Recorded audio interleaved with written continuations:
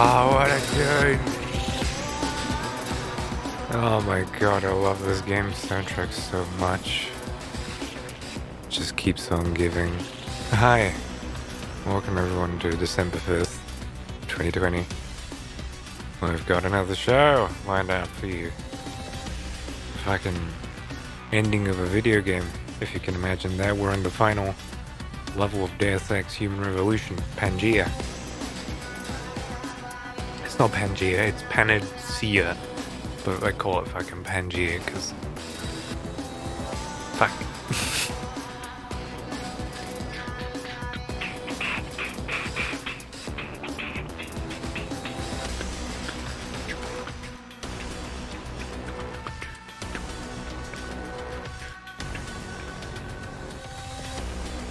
Oh my god. Oh, we're gonna have so much stuff to do today. It's probably gonna end in like 2 hours.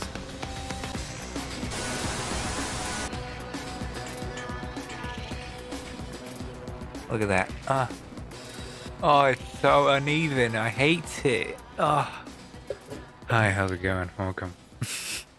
Look at this poorly lit motherfucker. I should totally get some actual lighting at some point in my life. Hey, look at that. I did it. What a guy. What a masterful execution. Tipping point. Chapter 18.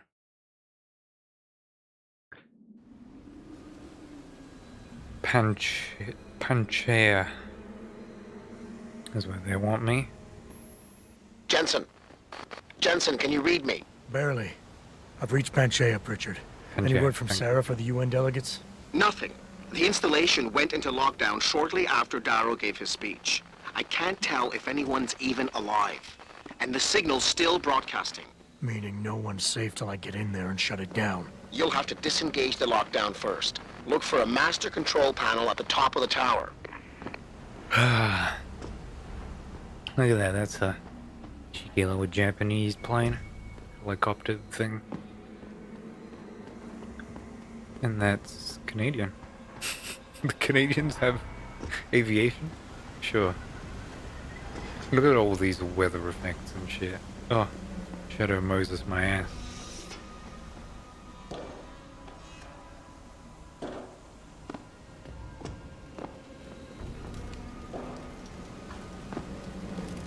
Nowhere to go. Nowhere to be. Terrifying things await us. I went on a little bit of a thread yesterday when I was done with the cast, gushing about how cool the missing link is.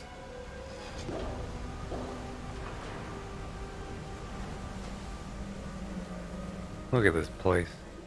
Fantastic. Can't really go there. There? There. Hello.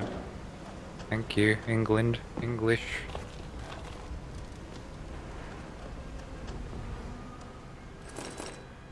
Credits that are going to be no doubt useless soon. Pangea.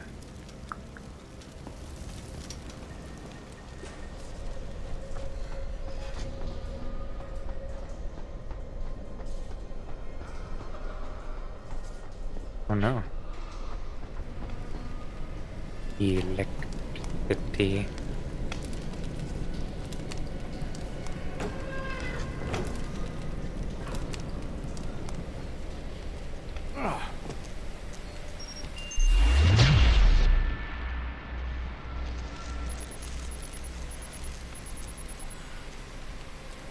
EMPs don't really do anything but fry my system.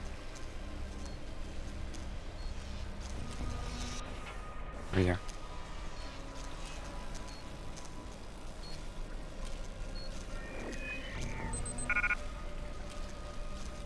See, I can do that.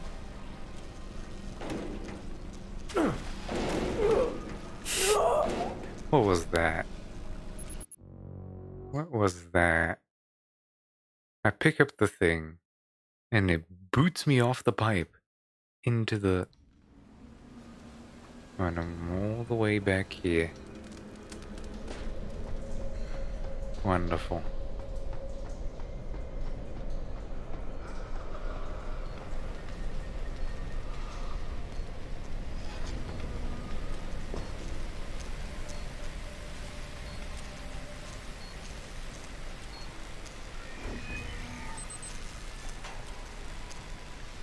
Alright.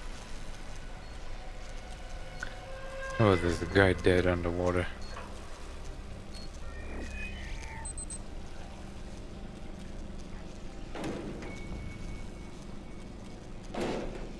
There you go. There's mines everywhere, and it doesn't help that this keeps on glowing blue.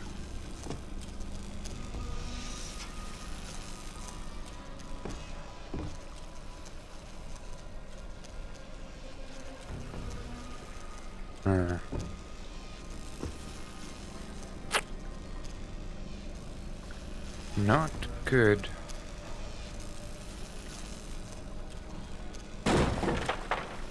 Really? Does that happen? Does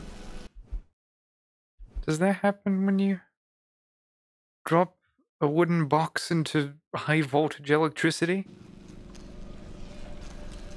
Is this factual?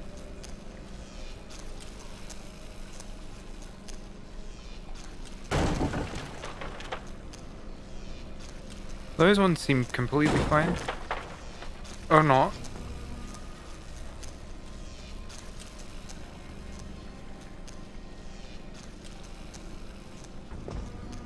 Power generator.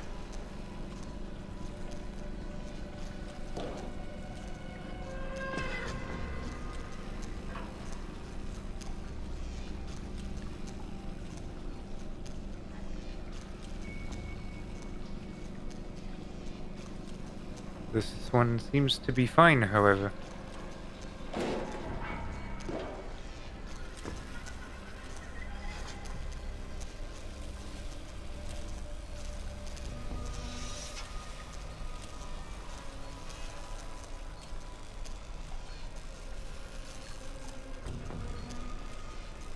I guess I bring that box around. If it's even possible now.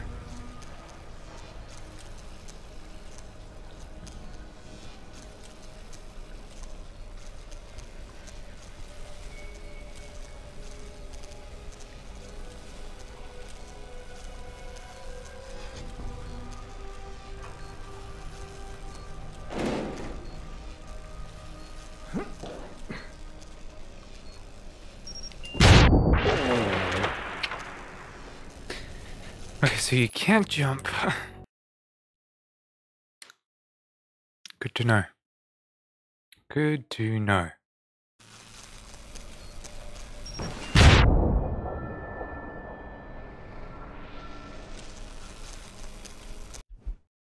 Wait a minute.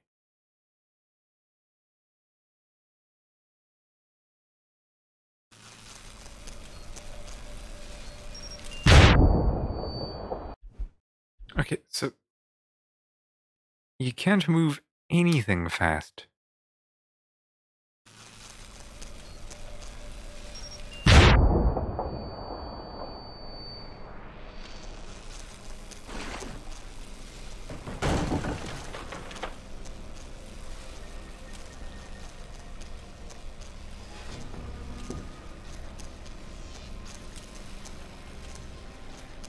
Doesn't look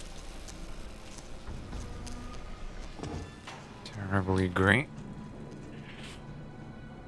That was a bit of an obstacle course.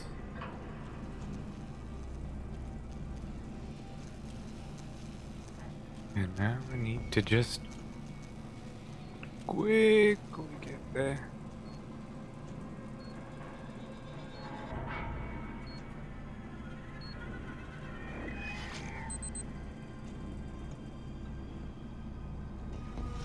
Okay. Dead body. Okay, these freaks are everywhere.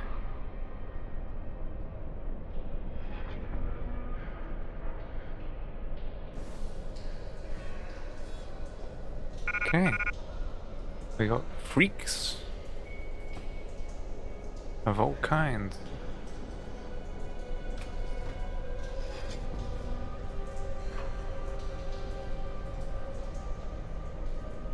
I can de-electrify,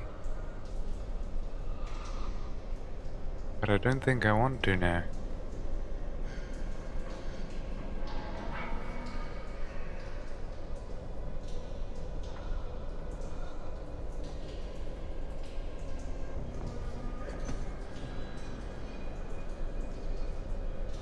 Okay. Seems to be quite a few options.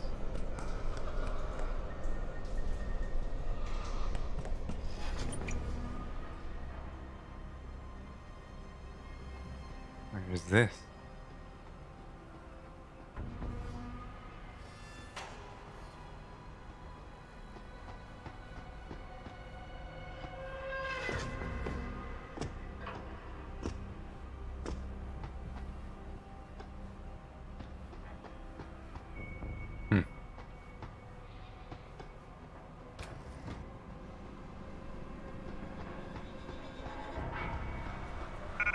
Got another slight horror motif going on, by the looks of it.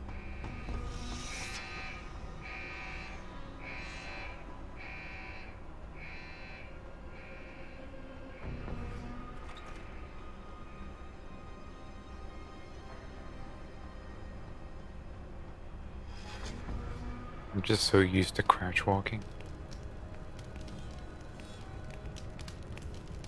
I think that's a big drone cube right there. One of those, whatchamacallits, the police bots we have to deal with every once in a while. Pritchard, Branchea's broadcast center is at the base of the station near the bottom of the ocean. Is that right? But the lockdown caused all the blast doors to seal.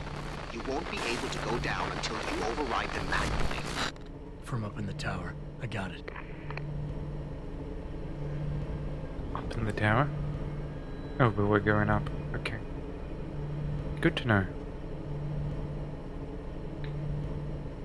That golden revolver is so fucking just bad.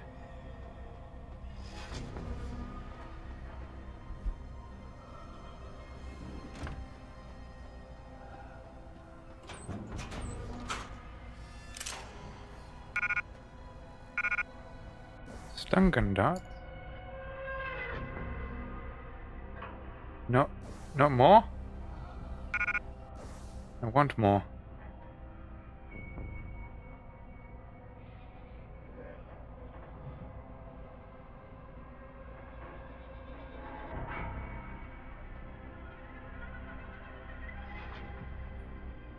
Hmm.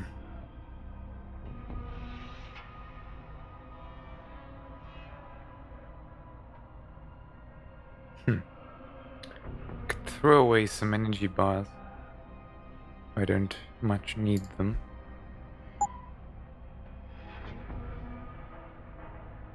Don't want to drop any painkillers. Maybe I do.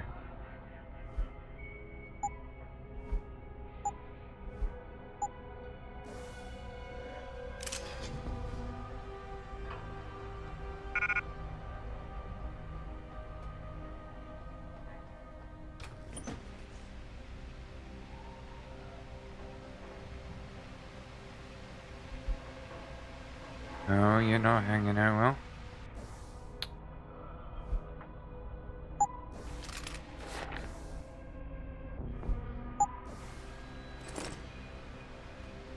Just because we have it.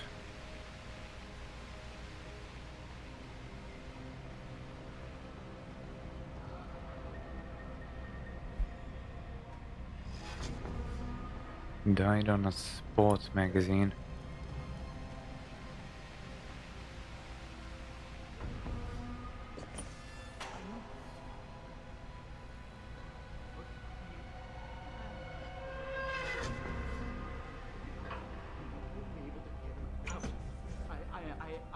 on it. Like that. Okay, okay, I hear. Look, we're gonna go around. We're gonna go around the other side. I know. Okay, I need a plan. When we go in, and I'm gonna take you from the outside. Out. Curious.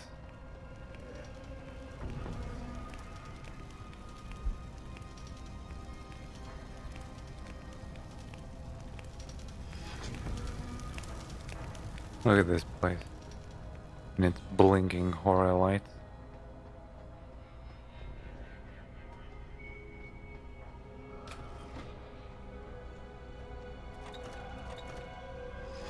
Bloody toilets with viruses in them.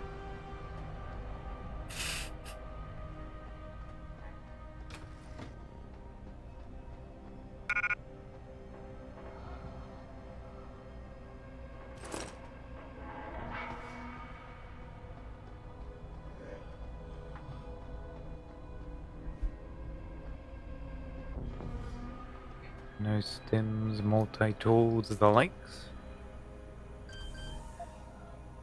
Level 4. No way to here.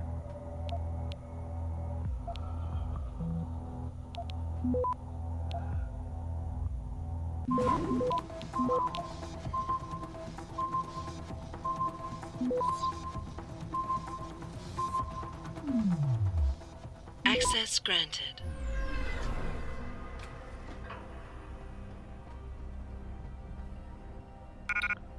Hypno stims everywhere.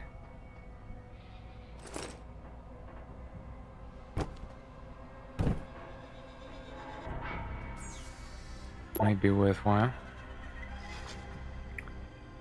Okay, automatic lockdown is in order. Security station.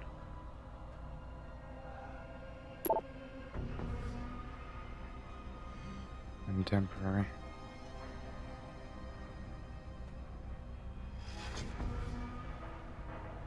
I see it, mummy. Totally not terrifying at all. Who's there?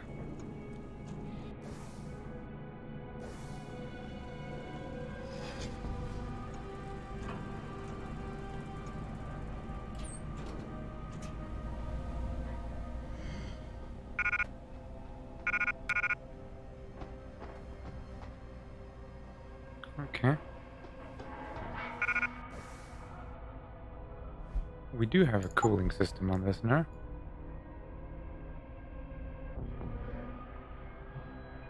Negates overheating. So we do have this already. And we can't really exit. Okay. I'm genuinely feeling a bit of the spooks. I'm not against it.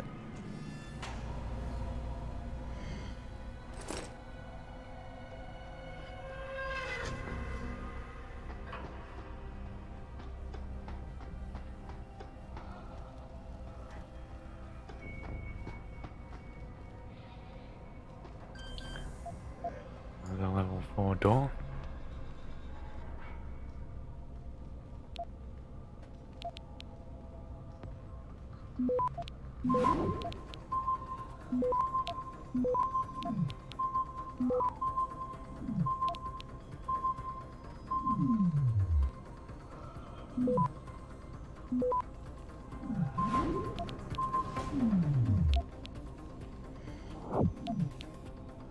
Access granted.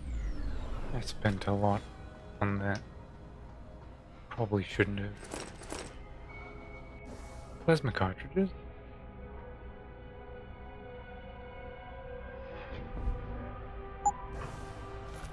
I didn't take the gun, so.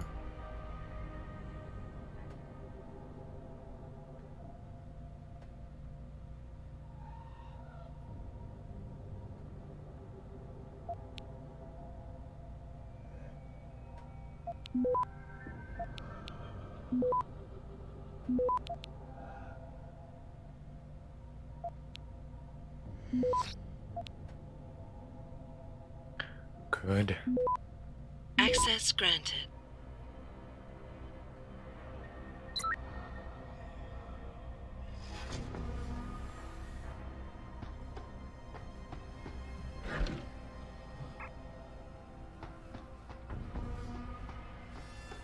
Two gas grenades.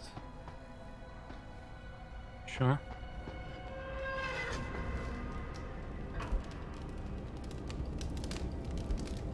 Oh, this is the fucking corridor from, in front of Hal's lab.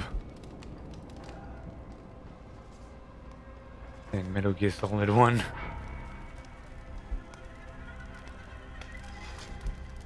There's one Praxis kid in these corpses, you know it.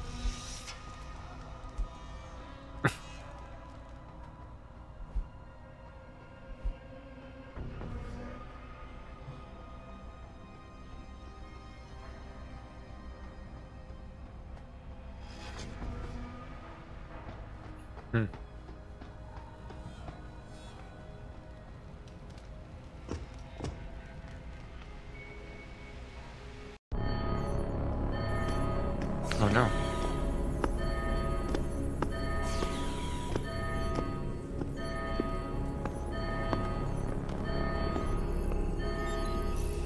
I don't think you want to do that, Mr. Jensen. Disengage lockdown, and whatever demons this station contains are likely to come crashing out on us. Afraid to die, Darrow? Or just unwilling to face what you've done? Oh, I know what I've done, believe me. I take no pleasure in it. And yet you still did it.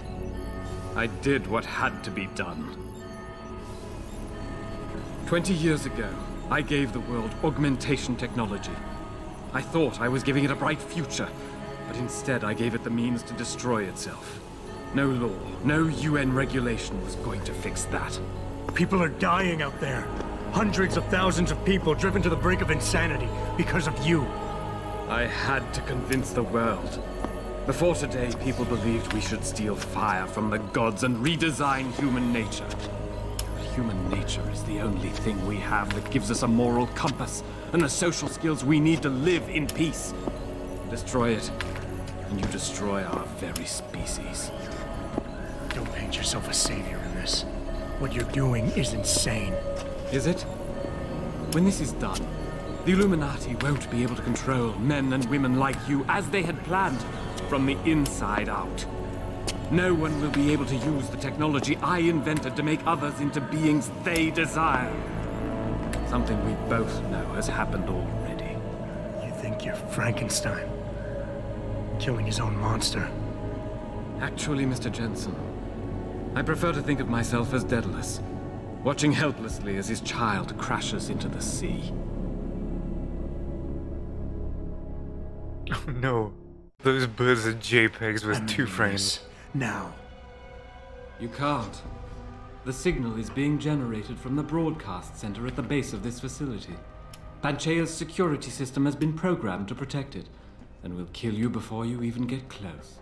You designed that system, Darrow. You can tell me how to shut it down. But I won't. You think what I'm doing is extreme. You simply don't understand. For humanity to survive beyond this century, it must abandon ill-conceived notions about transcendence and embrace change. But for that to happen, the hard lesson must be learned. Blood must be shed.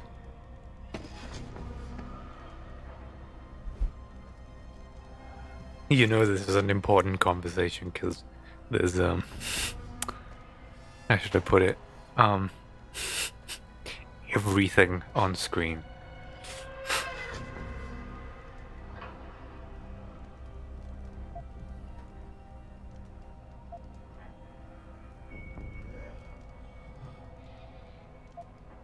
You think humanity needs to be punished? Is that it? Pain is the only thing people understand? By the time this is over, there will be no humanity left to embrace your change. The stress and horror you forced us to live through will have ripped it out of us.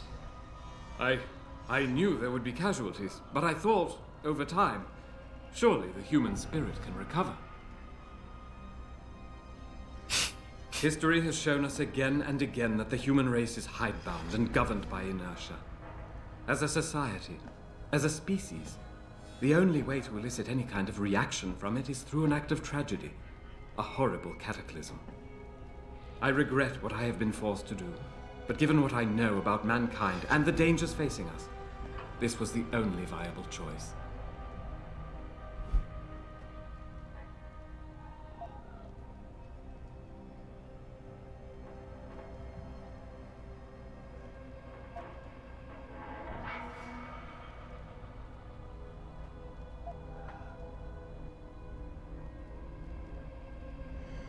Maybe you're right. Maybe you're wrong.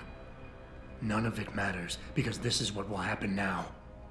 After today, whatever you say will be dismissed as the ravings of a mass murderer. You were one of the greatest minds of our time, and tomorrow you'll be nothing but a killer. Ravings of a mass murderer? When the truth is revealed, when people know why I did this, surely they will understand. Surely. Don't you see? I created people like you. I made it possible for you to happen. If fate had dealt me a different hand, then perhaps neither of us would be here. Isn't it obvious how fate is now conspiring to overtake us both, to grind us beneath her wheels? We must see this through, lest people like you continue to evolve and destabilize society. Give me a moment. Answering a message.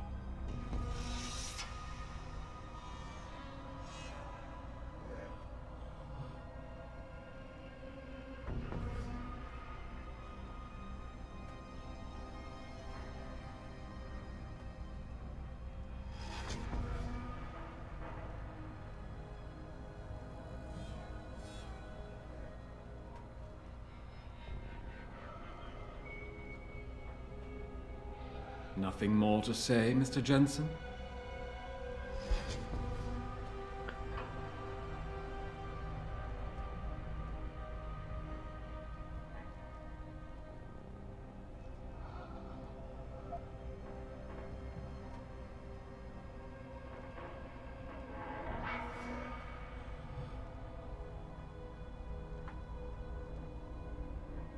Oh, God damn it.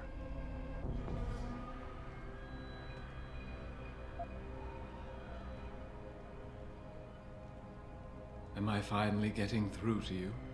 Give me a moment.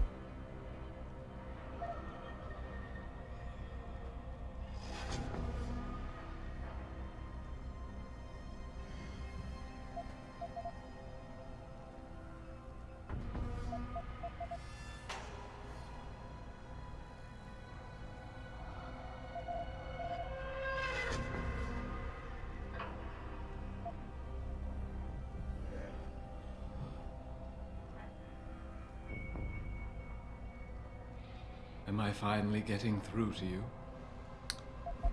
God damn it.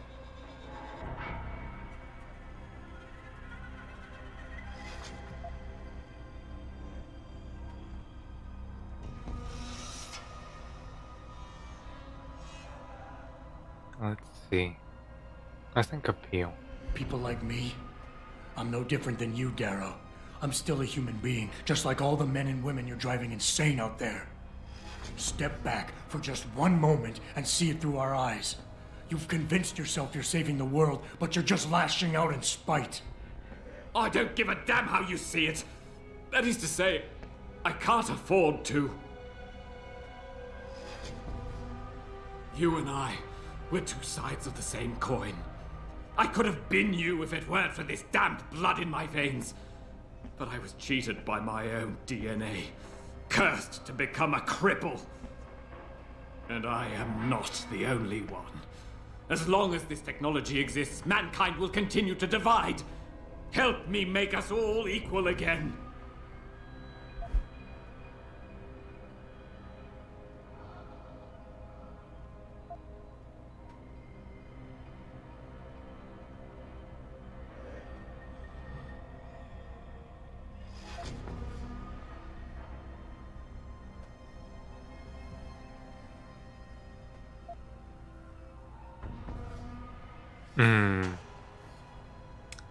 I want to say that I want to extrapolate Nothing more to say, Mr. Jensen?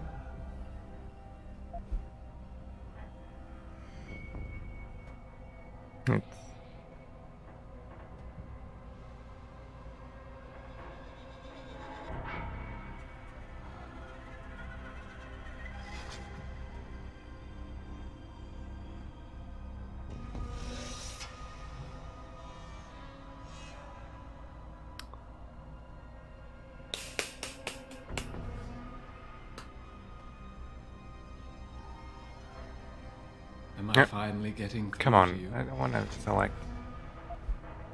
You can't have the future, so no one can, is that it? Open your eyes, Darrow. Look at what your obsession is doing to the world. When all of this is over, nothing will be left but anarchy and fear, smoldering in the ashes of burning cities. How can anything be rebuilt from that? No, that's not what I wanted.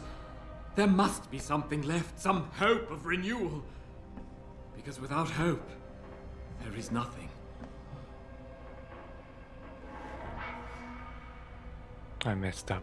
I will give you what you want, Mr. Jensen. Codes to shut down Panchaea's security system. But you'll still be in danger. Much of the system is self-determining and lethal. When you see it, maybe then you'll understand. The technology I created will not be the future any one of us desires. Please, help the world understand that.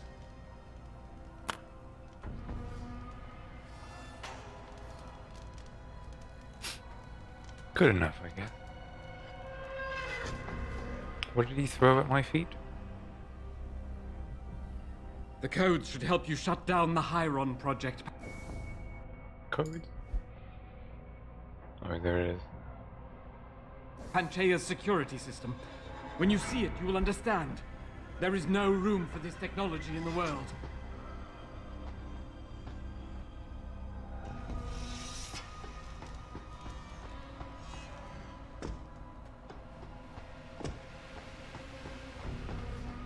Richard, the lockdown's disengaged. I'm heading back to the hangar to see if those blast doors are open. Have you been able to raise anyone? I'm picking up several glimmers, but there's too much interference. I think you're on your own, Jensen. Careful there, Francis. You almost sound like you regret that. That's a lot of creeple.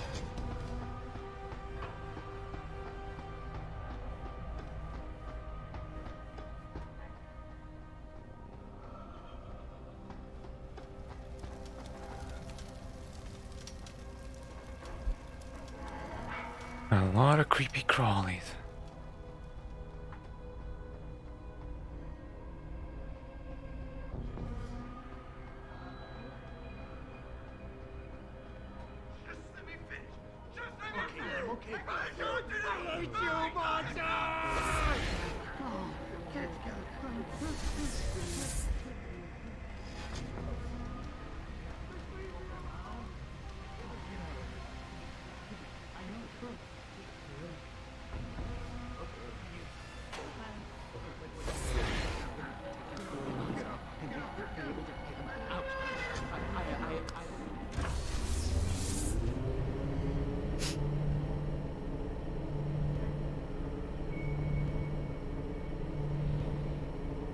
Okay.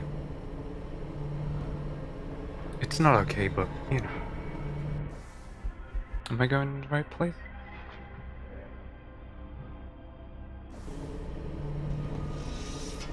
I think I might be. Yes, I am.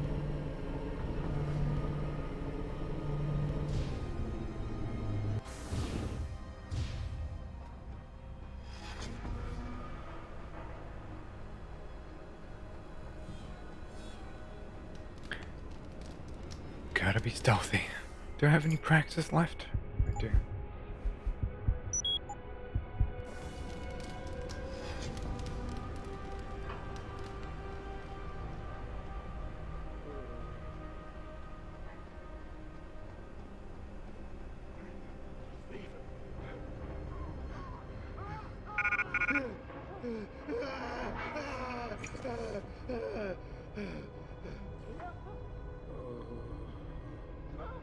control them anymore! Run!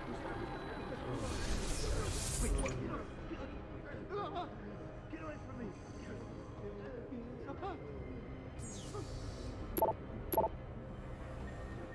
No! You won't get me! You won't get me! No! Leave me alone! Let's blow some batteries, eh? Get away from me! Get away! Get away from me!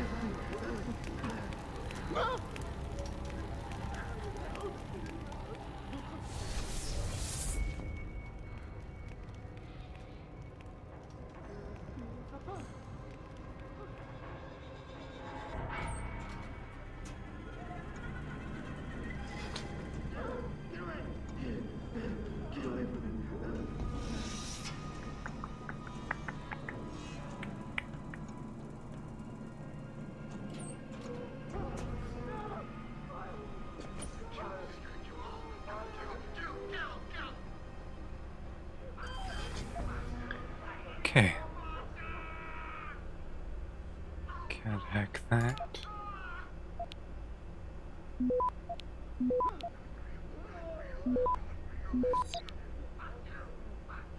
Access granted.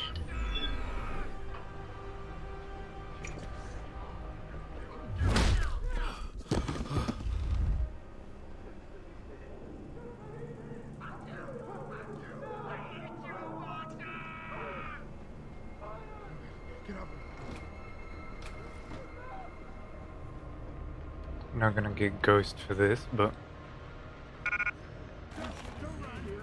It'd be much easier this way.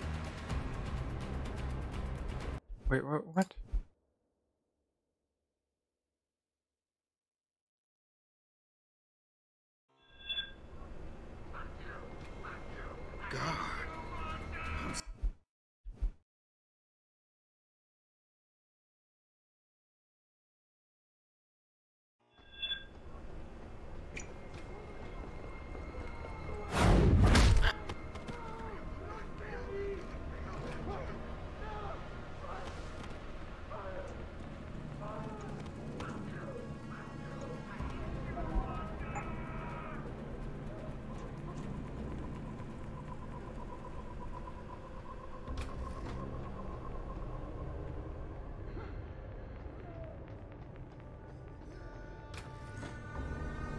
I think I'm going in the opposite direction of where I need to be.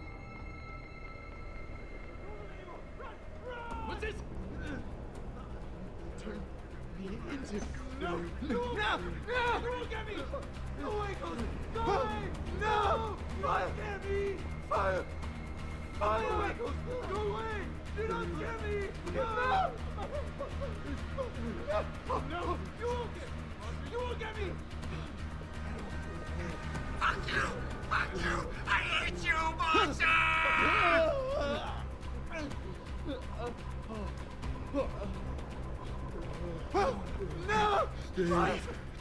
Fire! Fire!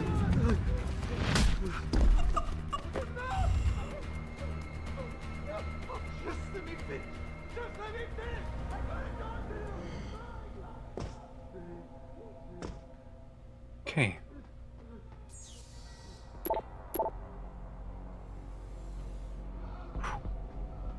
So they don't see me as good as they should.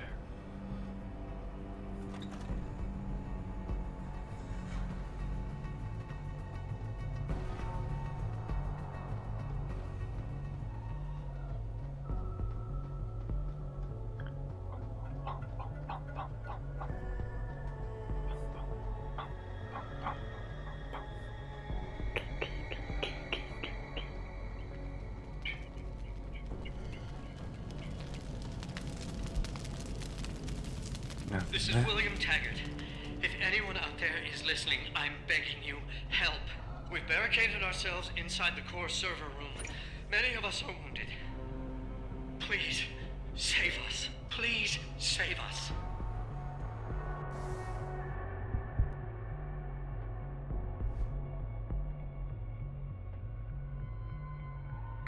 The station barricaded with several wounded colleagues inside the server room.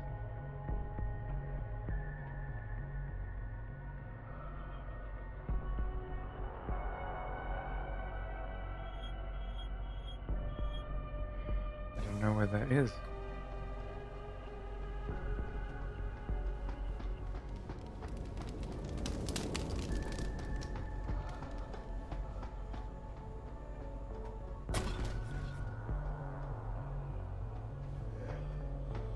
You seem relatively normal, Nishvar? All things considered, yeah. You okay? Thankfully, I was able to barricade myself in here when things got out of control. So, is it safe to come out now? No. The rest of the station is still under siege. You better stay here until help comes. In the meantime, is it possible to download Praxis software here? Yes, of course. No damage was done to the computers. See for yourself. See for yourself, yes, no? I will remain here, where it's safe. If you need help, or get word of help, please come back.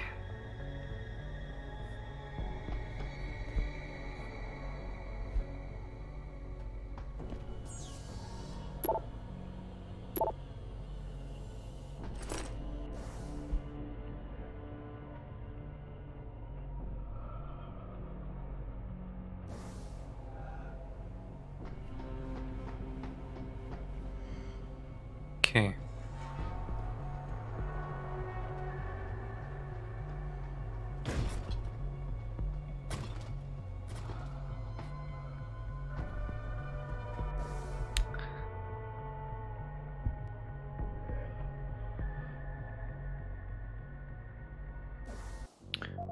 I'm gonna make a manual save right here.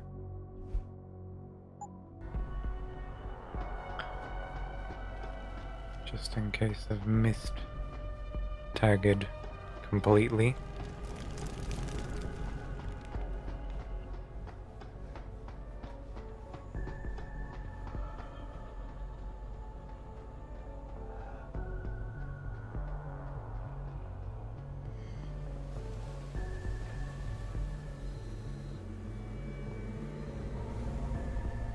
Okay. I thought there was more there, but there wasn't.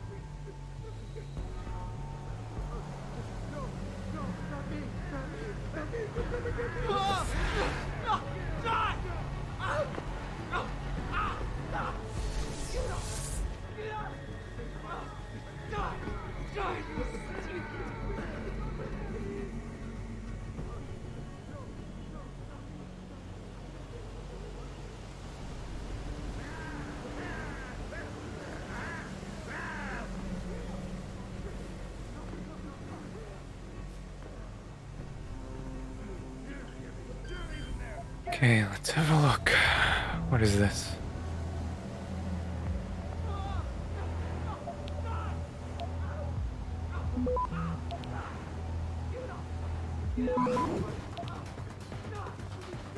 Access granted.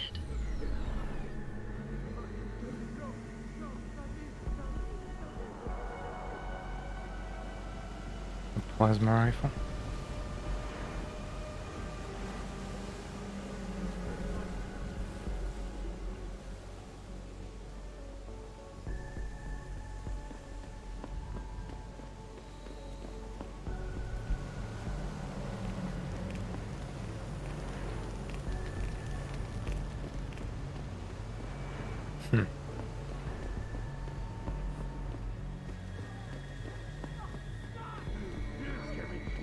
Hey! Hey! Hello? Is anyone there? Huh? Is there? Get away! Go! Don't let anyone run! Go, go, go! I know.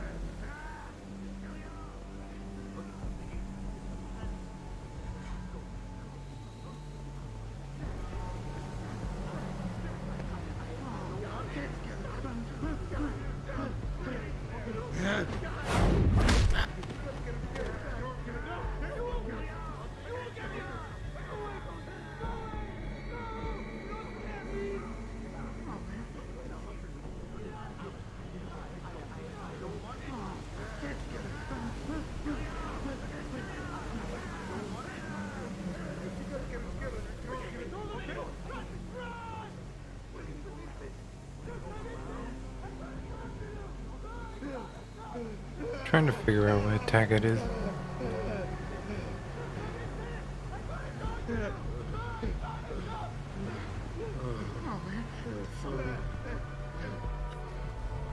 They're like seemingly everywhere.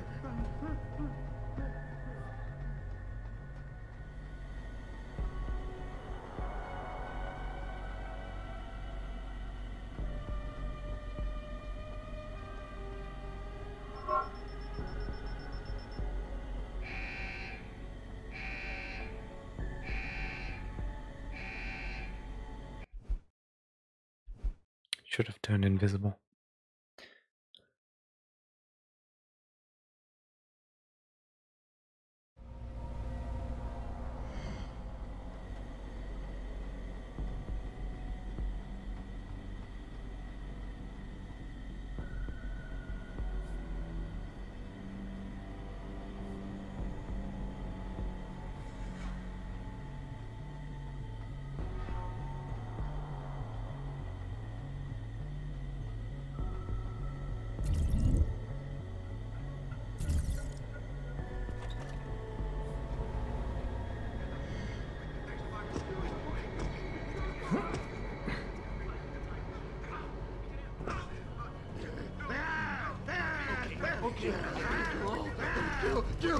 Go!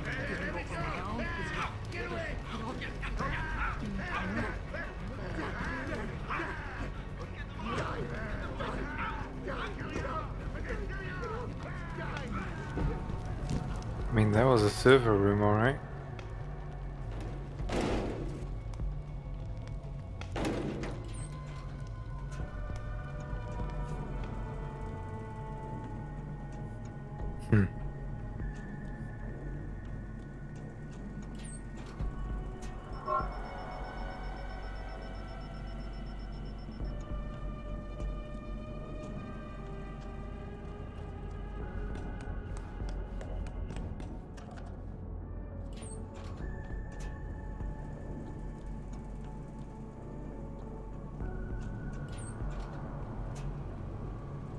There we are.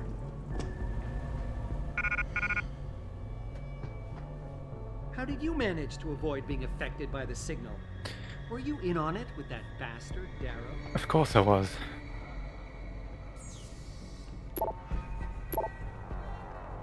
Take care of the girls. Oh no. That Hugh Darrow was a monster.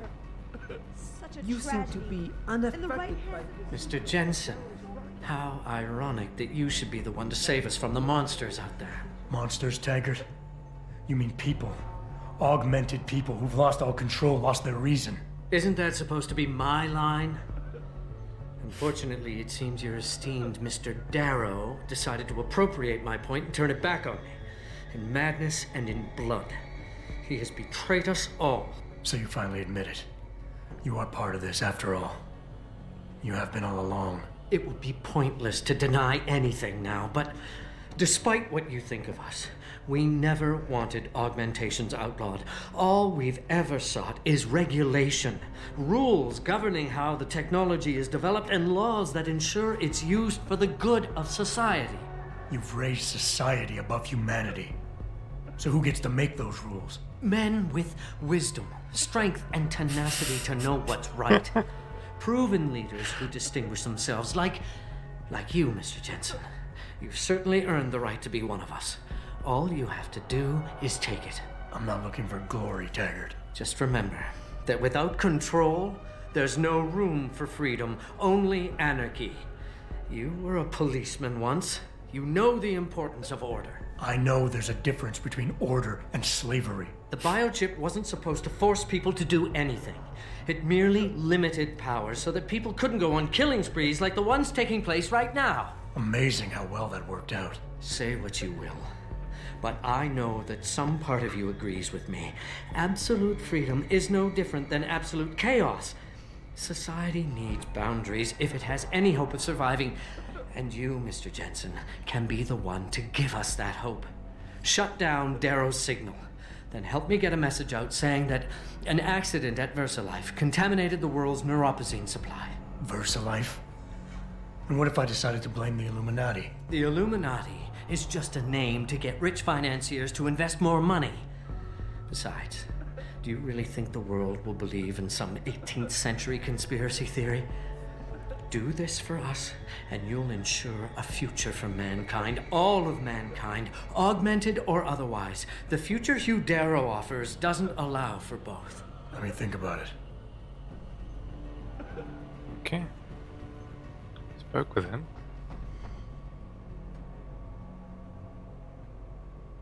Excuse me?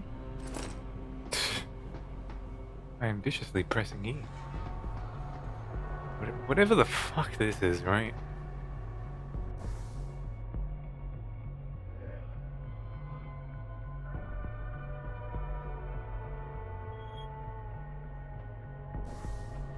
Okay.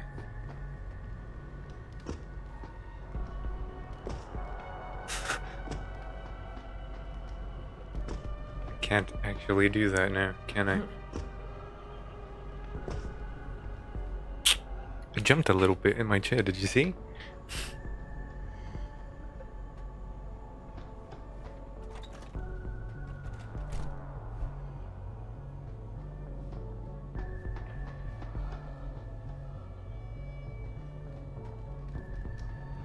Oh, it's actually not that conspicuous.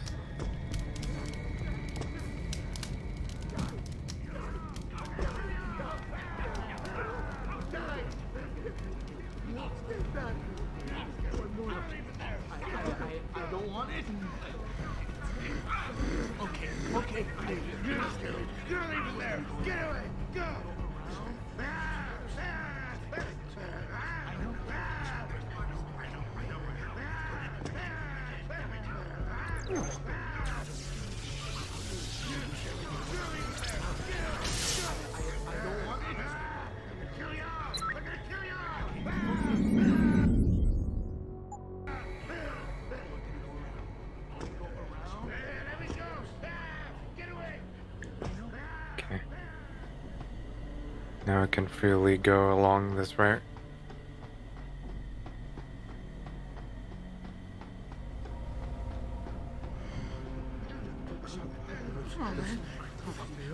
Just as long as I remember where everything is.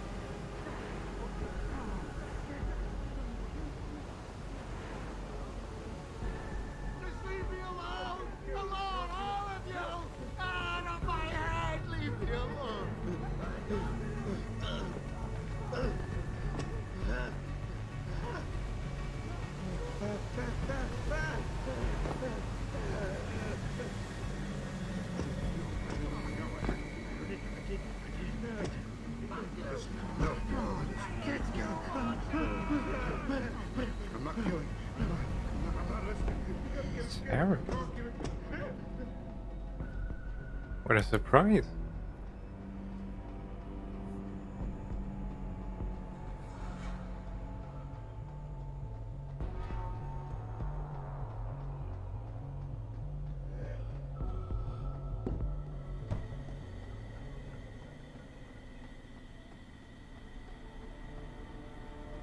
I'm still very cautious, just so you know. It's like a hadron collider or something. Don't necessarily know what it is.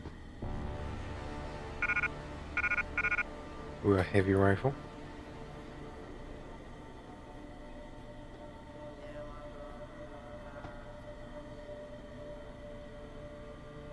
Hmm.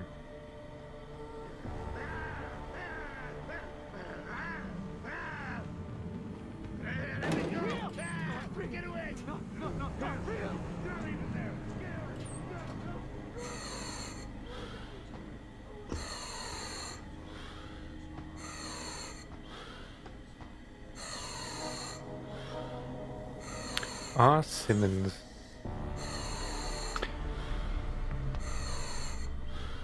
No direct access. 2 points of interest.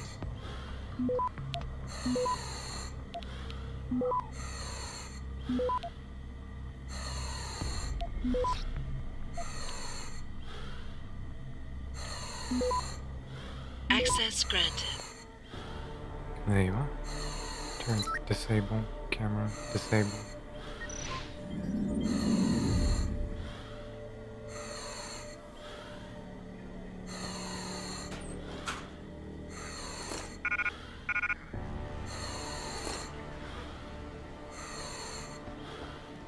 Okay. Let's see how we're gonna deal with this.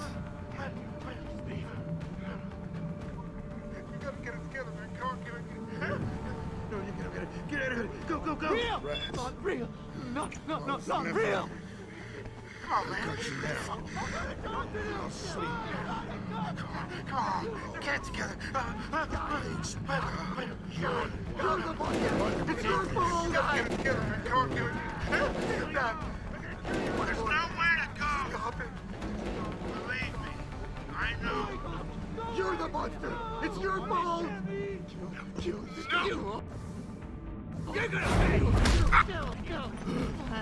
You're the monster! It's your fault! Outside, and we won't be able to get him out. I'll do it quick! I promise!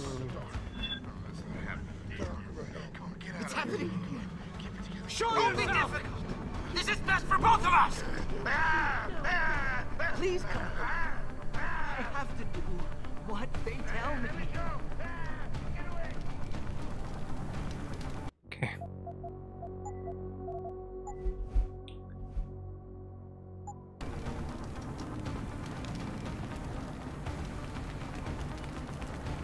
Look at this. What are those?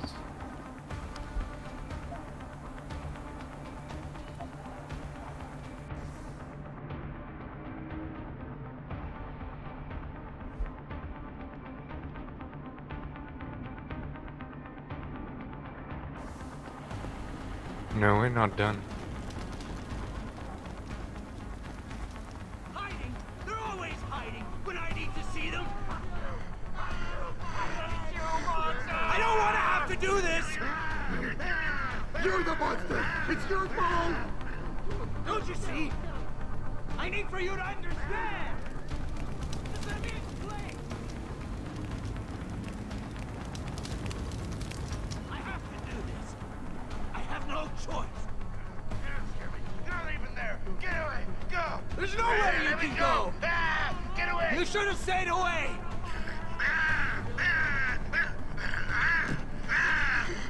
Away, go.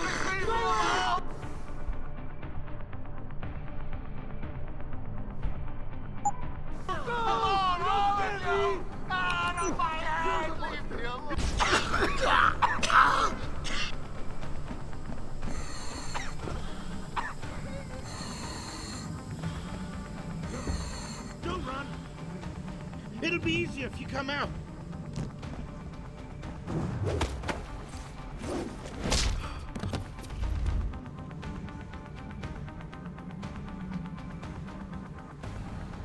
Don't you see? I need you to understand. Oh.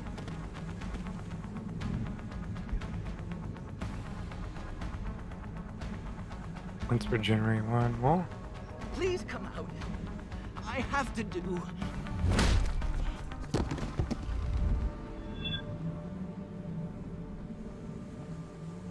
Just let me finish.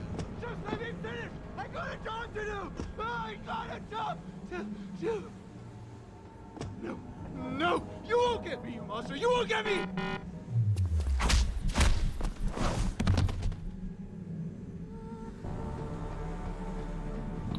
Okay, now we have to find the machine room.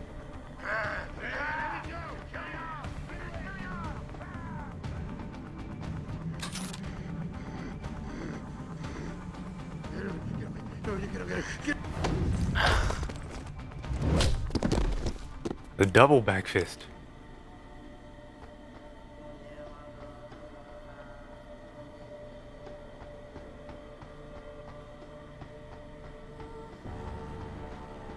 What the fuck is Sarah?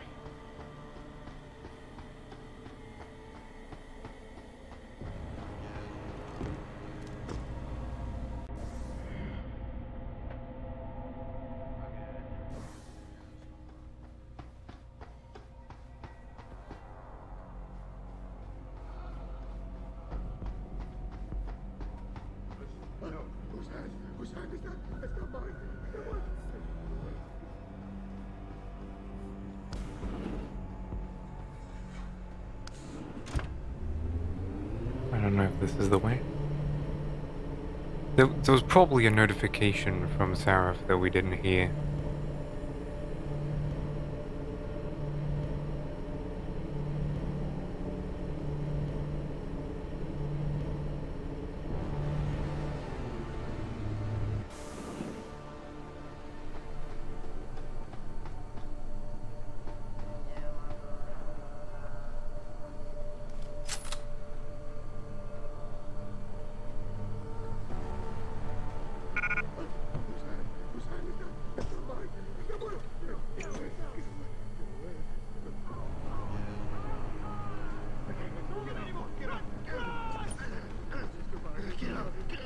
You're the monster! It's your fault! Get away!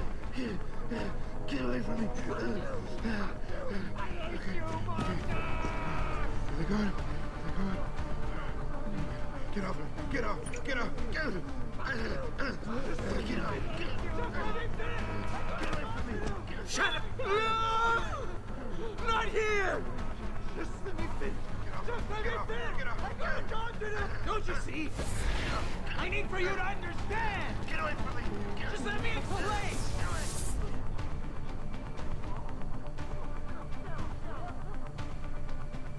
Hiding! They're always hiding when I need to see them! Okay, that's kind of funny. The cones expand whenever they're hostile. I have to do what they tell me. Real! Not real! No, not real!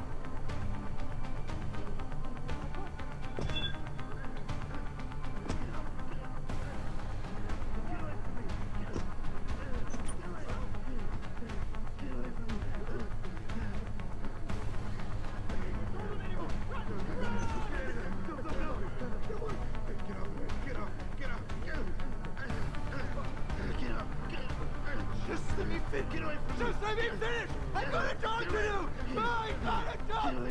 Real! Shut up! You shouldn't be here! Only I can be here! How do I go? I'm gonna kill you! I'm gonna kill you!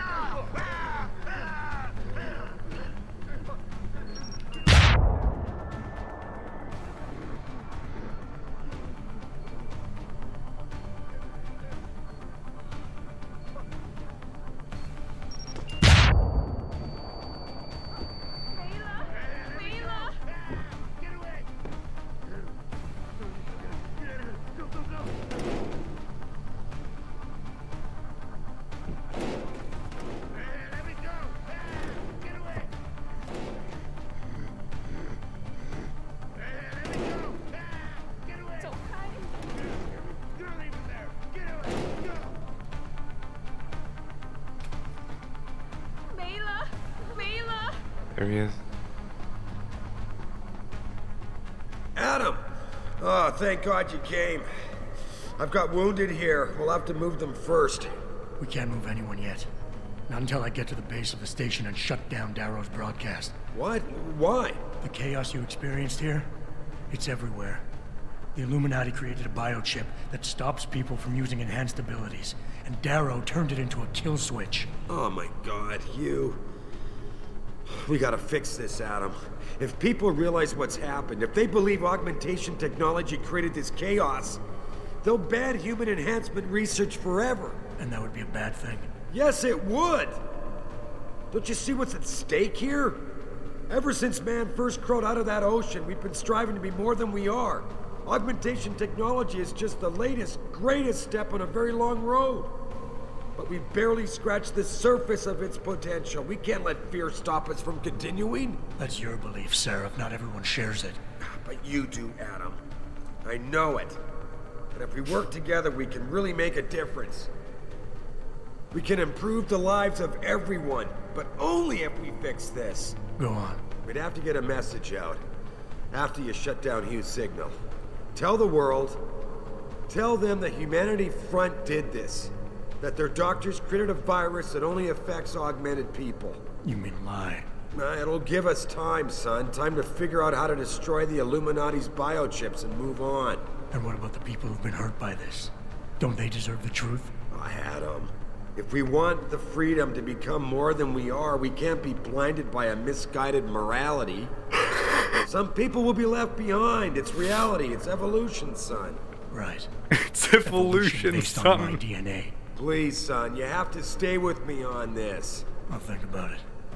You call me son one more time, Sarah, I swear.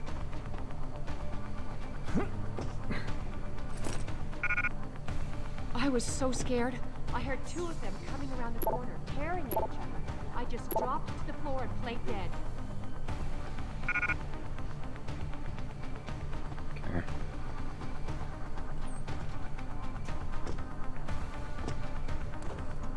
Let's see where this takes me.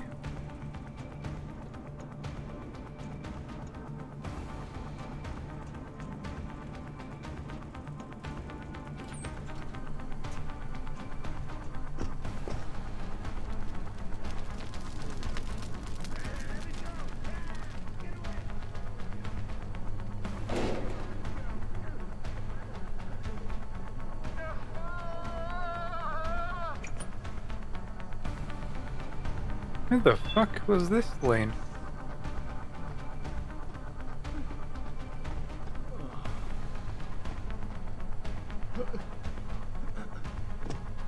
Didn't even know this was a possibility.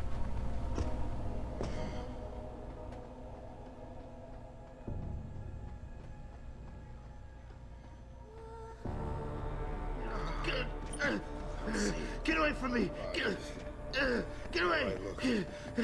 Get away from me! Hey! Hey! Hello? Is anyone there? Huh? Is there?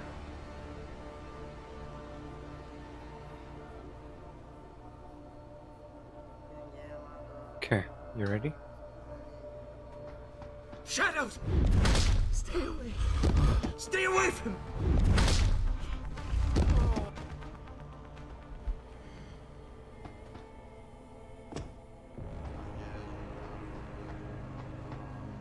I guess I can drop in from some place to here.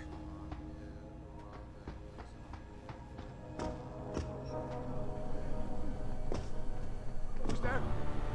What's there? Is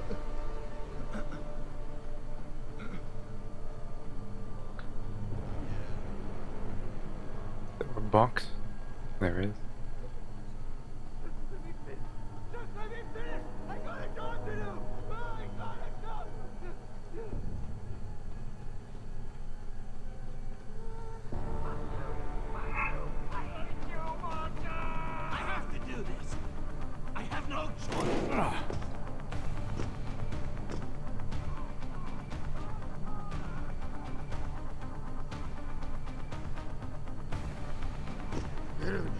No, you get out of here. Go, go, go. No, no, you won't get me, monster. You won't get me. Just let me finish. Just let me finish. I got a job to do. I got a You're the monster. It's your fault.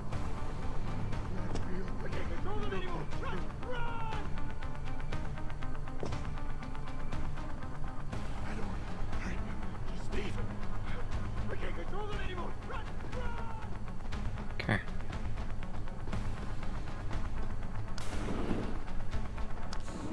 So now, from what I know, we've gotten all of the requirements for the 4 endings by just talking to those 2 people. Taggart and Saraph. Saraph is definitely the pro-corporate. Hey, let's keep this evolution thing going. It's rational, you see. It's not logical, it's rational.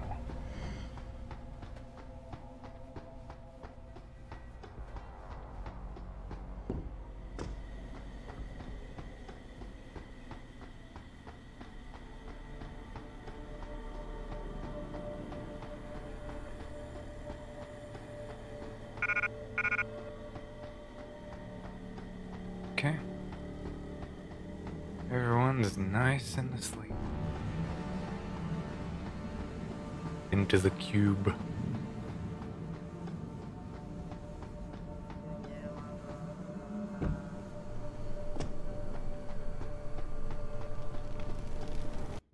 Alright.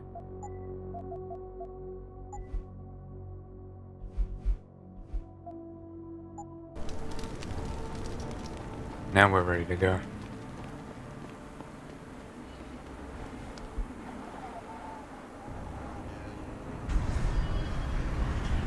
Oh, I can't move my camera. Oh no.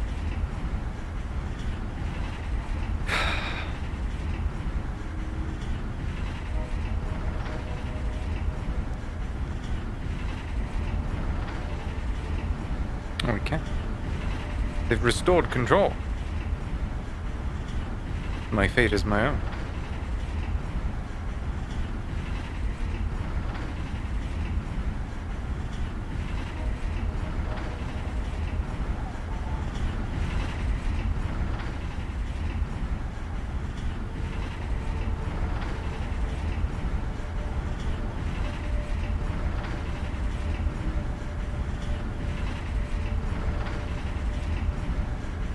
We're so far down. Going into the depths of the earth.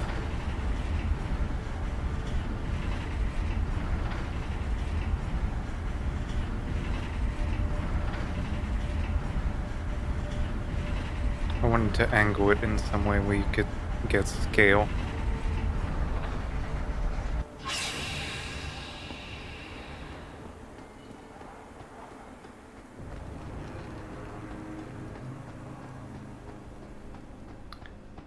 We're getting close, ladies and gentlemen.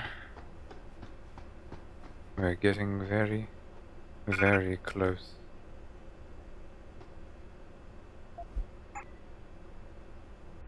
Actually, give me that Pro Boost pack.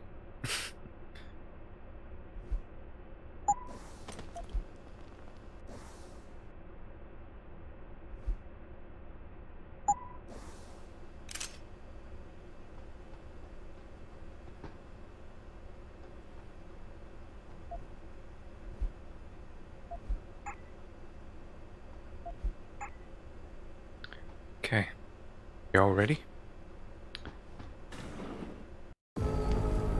What the hell?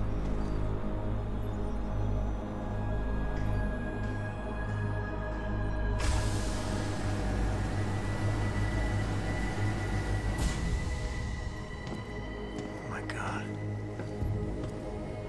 Water pressure nominal at 173 psi. Who am I? Communications web online. I feel cold. Drones 1 through 3 within operational parameters. I don't remember. Drone 4 disconnected. Let me go. Processing. Oh God, please help me. I'm scared. Core temperature stable. Processing. Zhao, what are you doing? Connecting to Panchaea's Hiron project, Mr. Jensen. The most advanced quantum computer slave to the human brain, and the closest to perfection we'll ever achieve. I'm going to use it to hack Darrow's signal and rework the message to our benefit. Our benefit? You mean the Illuminati's?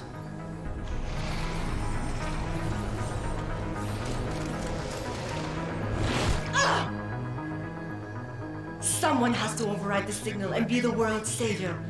And let's be honest, neither of us would trust anyone else to fill that role. Computer, begin EEG sync. So much pain. Syncing beta waves at 40 cycles per second. Sleep, please. Let me sleep. Incompatible master-slave chain detected. Alert. Unable to transfer control to Alpha Pod. The system won't recognize my chip. Neural systems offline. Rerouting control of the gene. I can't control Hiron! Increasing glutamate by 32%. Zhao, get them out of there. I have to reach the control chamber. No! I can still control it! I'm in control! Stop the signal! Security alert. Through the primary drone hatch. Oh, shit.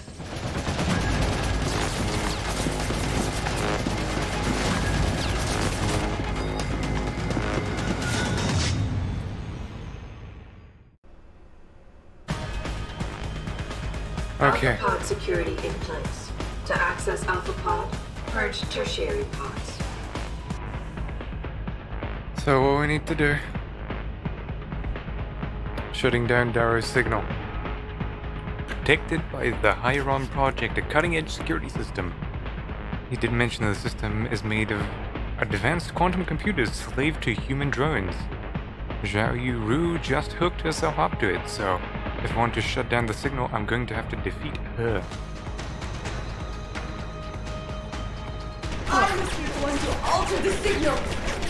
And this is what happens if you just waltz up to it. So, Alpha pod security in place. To access Alpha pod, purge tertiary pods.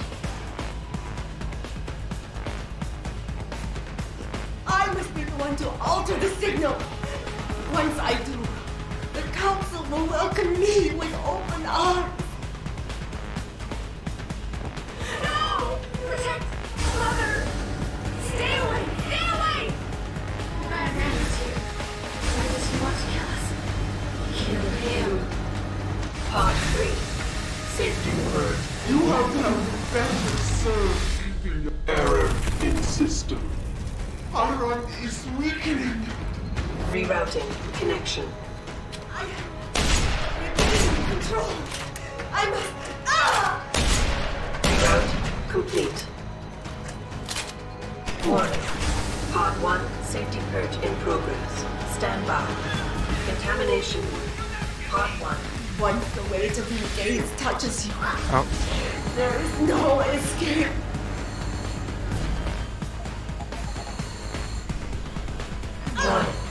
Manual override of tertiary pods initiated. Total system purge in effect. Shutting down tertiary stations. Warning. Electrical charge subcritical and rising.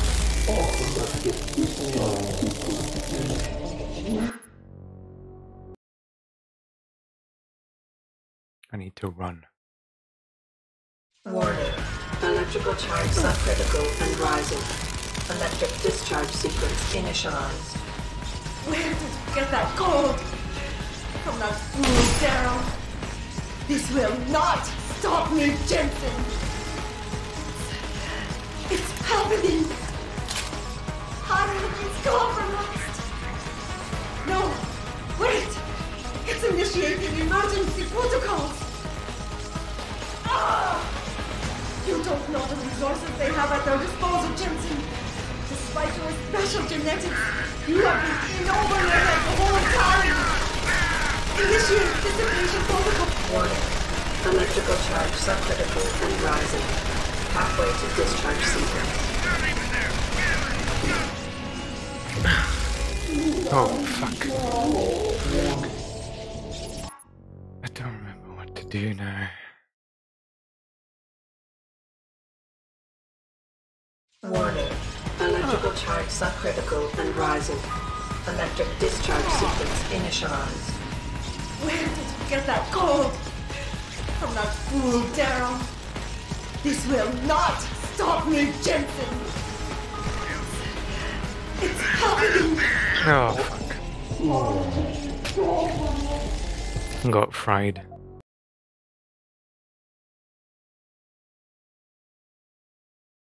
Warning. Electrical charge subcritical and rising. Electric discharge sequence initialized. Where did you get that code? From that fool, Daryl. This will not stop me, Jensen. It's happening. Hieron is compromised. No, wait. It's initiating emergency protocols. You don't know the resources they have at their disposal, Jensen. Despite your special genetics, you have been in Warning. Electrical charge subcritical and rising. Halfway to discharge sequence.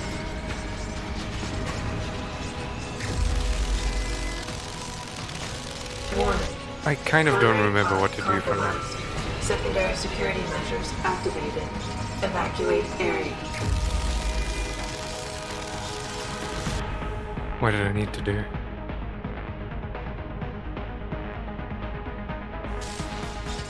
You still cannot reach me, Jensen.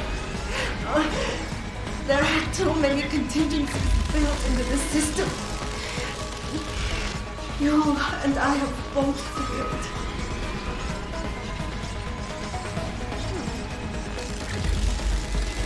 I have no choice but to eliminate you. You have ruined everything. So there's two drones in the middle. I genuinely remember that there was a... System monitors online constantly. There's too much danger. Supplemental diagnostics required before we can sleep. Warning. Primary pod station damaged. No! I will not lose this.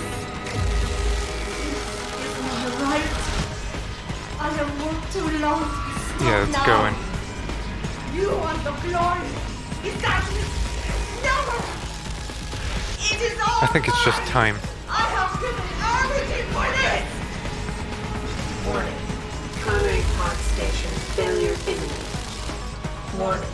Electrical charge approaching critical levels. Discharge imminent. Clear. Gold revolver? Yeah.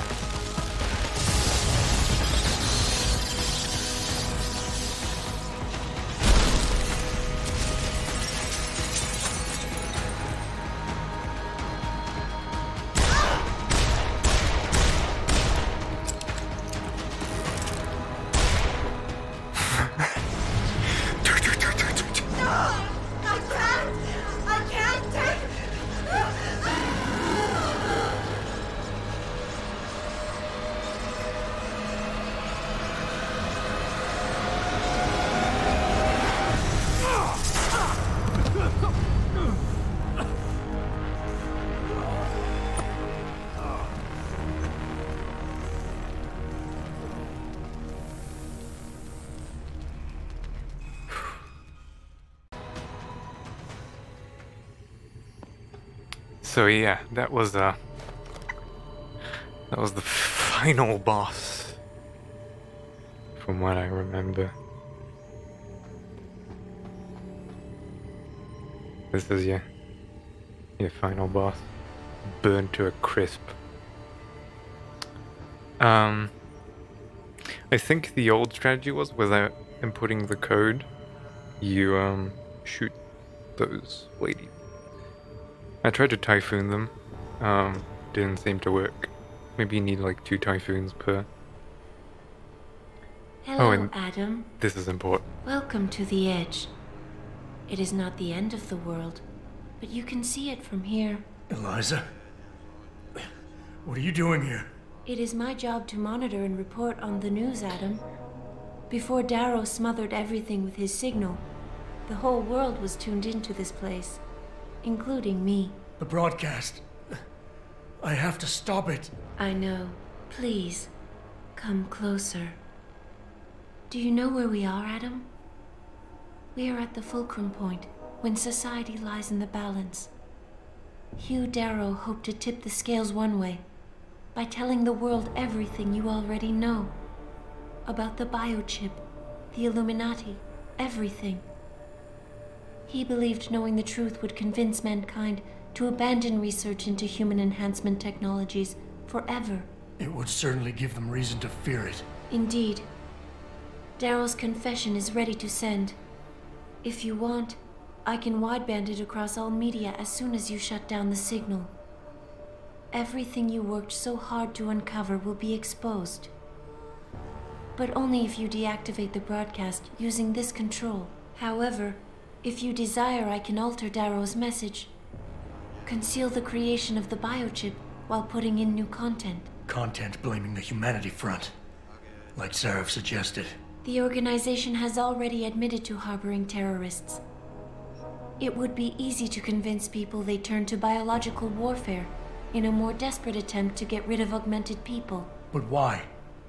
What would that achieve? In time, it could shift the focus of hatred onto people whose prejudices are seen as too extreme, leaving corporations free to experiment with human evolution as they desire. But if you want me to perform this edit for you, You must disengage the signal and activate the video edit function from here. Alternatively, Darrow's message can be adjusted to erase all mention of the power group known as the Illuminati. I can report that lack of proper regulation allowed vast quantities of neuropozyne to become contaminated prior to reaching the market. Taggart's preference. You think the world will buy a made-up story about neuropozyne poisoning? You might be surprised by what people believe. I can convince them. And having experienced the negative effects of corporate negligence firsthand, a majority of people might force the world to place harsh restrictions on all human enhancement research. But only if you disengage the signal and activate the video edit function from here.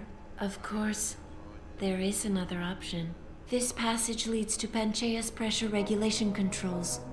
Destroy them and the installation will cave in on itself, overwhelmed by the weight of the ocean pressing against it. Everyone inside the structure will die. That's a solution?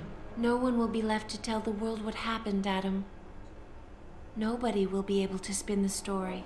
Including me. The choice is yours. Do you believe you have the wisdom to choose an appropriate future for mankind? Or do you trust mankind to find the answers on its own? So, you have the Seraph ending at the far left, you have the Darrow ending on the middle, and you have the Taggart ending on the far right. Now, this is where you make a new save. Because this is an important decision that one must make. I'm wondering, because I want to show you all of the endings.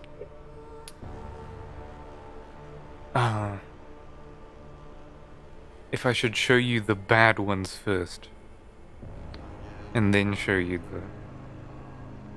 No, you know what? I'm gonna show you my ending first.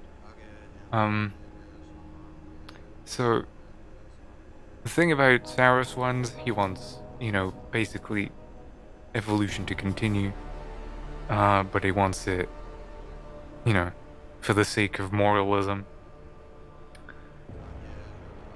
You know, he doesn't want anyone fingering into the pies of corporations. So that doesn't really sound like me. Darrow wants to release the unfiltered truth, which is very appealing by itself. And ultimately I'd be like very, very tempted to just press that button. And that's it. And then there's the kind of alright one as well, which is Taggart's ending.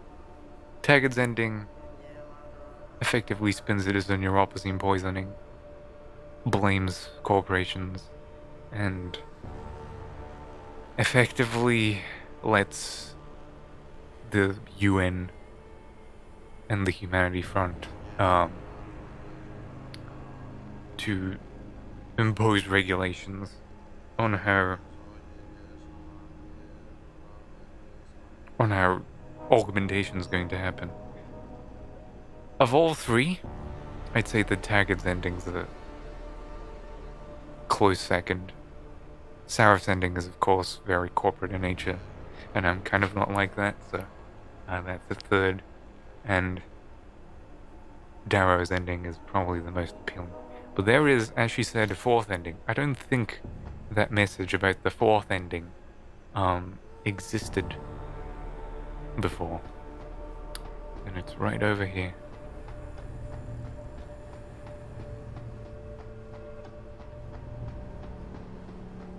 And from what I know, it is the canon ending. And it also happens to be my favorite. If you do this, the world will be left with questions and may never reach a consensus. Are you sure this is your choice? Yeah. We have little time left, Adam. And might I say, it has been a pleasure.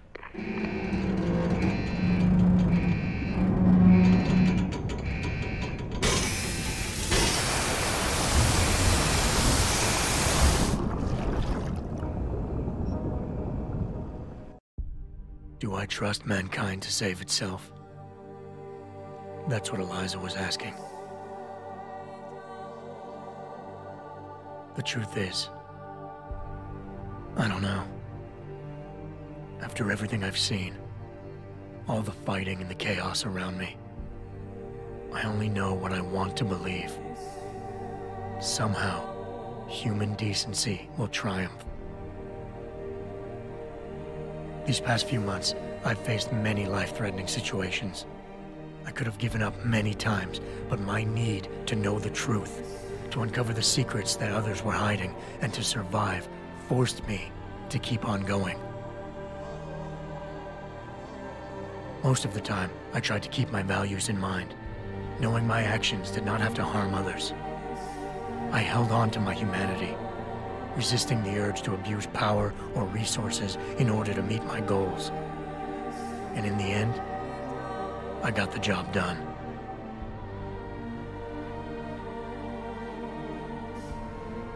But does this mean I have the right to choose for everyone? No. Because it isn't up to me. It isn't up to Darrow, Sarif, or Taggart either. Ordinary men and women will have to decide together what course mankind should take. The kind of people who time and time again have picked and chosen the future in highly practical ways, slowing change when it's negative, speeding it up when it's good. Can they do it again? I don't know.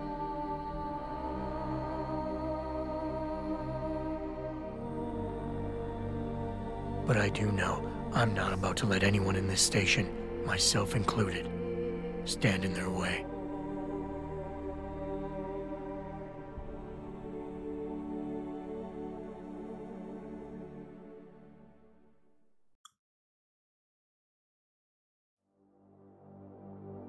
We didn't get pacifist.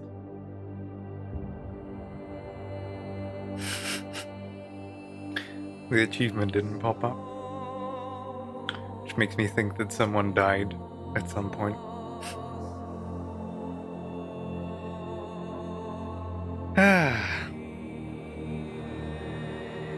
But yeah, that's the ending that I think was added by the no, it wasn't in the original Human Revolution. I think there's just the message about it, which I don't remember, because it was kind of a secret-ish ending. You weren't supposed to think about it. And yeah, I'll reload the save and show you the other three endings, starting with Sarif, then Taggart, then Darrow. They're not much different. They're still the same kind of stock footage slideshow with narration on top. It's just it's a different outcome.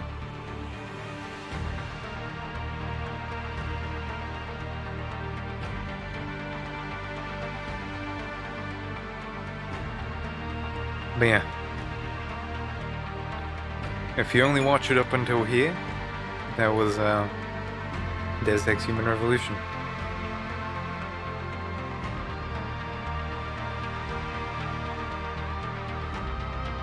I genuinely don't know if we got pacifist or not. I don't think we did.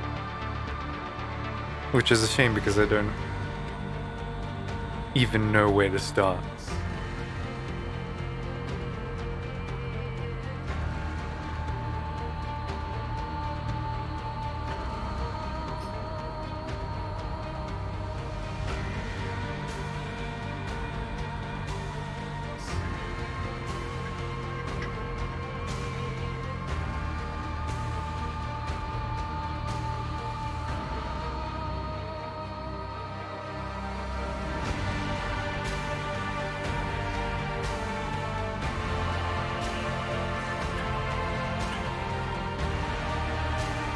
This game was massive when it came out.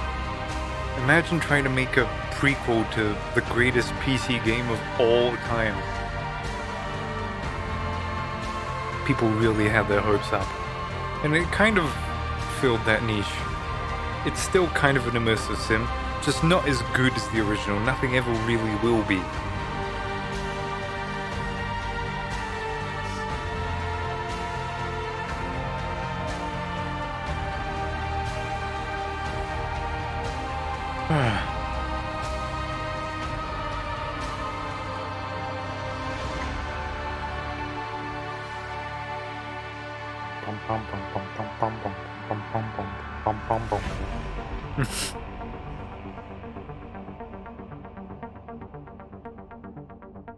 It's a really good tune.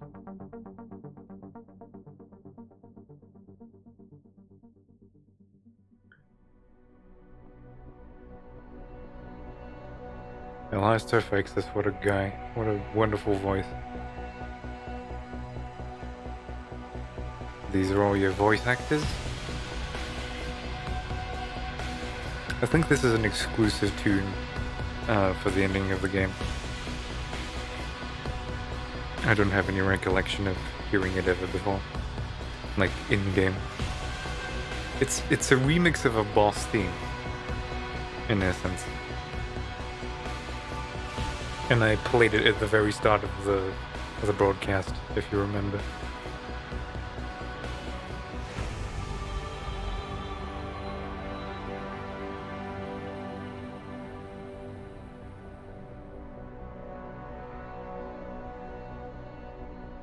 A lot of very unknown names in this game.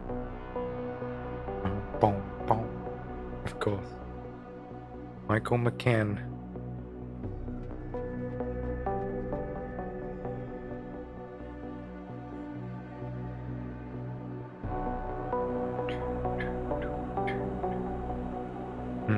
Production babies, look at those.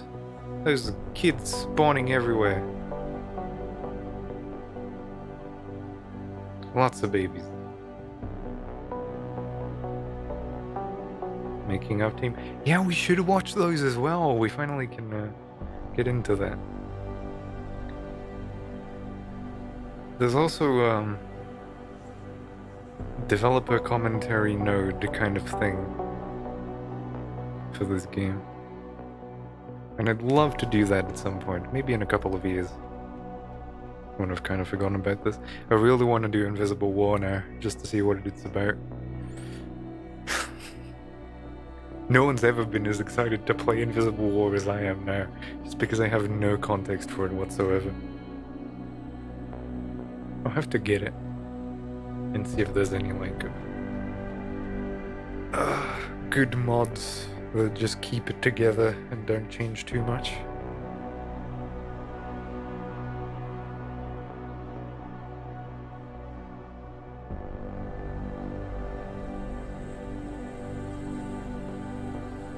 QA testers.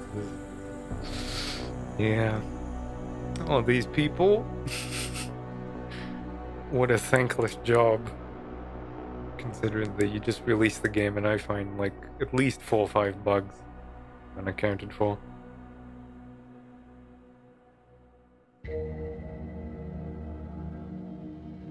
I think it's actually playing the soundtrack in sequence, if I'm not mistaken. Because it played Detroit. So first it played the main theme, then it played Detroit. And then now it's playing the Hampshire part. Oh, Missing Link.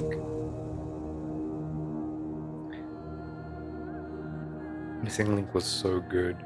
I really want to see if I can find the soundtrack for Missing Link. I'll probably do that like in a minute. So I can play it. Oh, it's such a good fucking DLC. Oh, it's fantastic.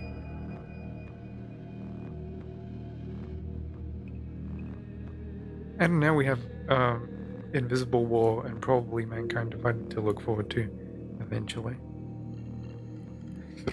Oh, sorry. And look at what a small team actually made it.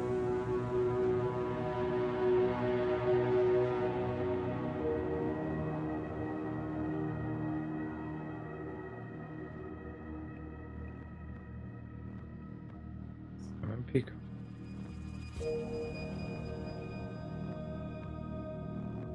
Julian Casey is the name of the voice actor.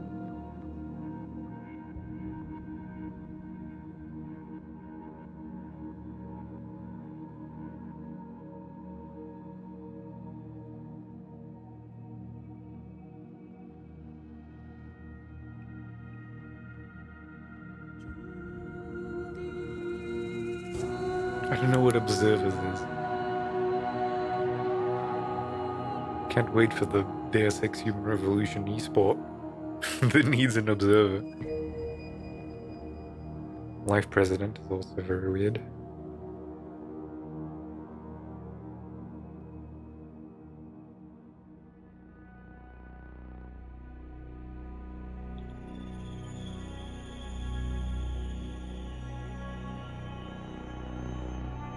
Square Enix France. For the longest time I thought that Square Enix was just like a Japanese company through and through, and then apparently they have like offices all over Europe, and I think one in the US.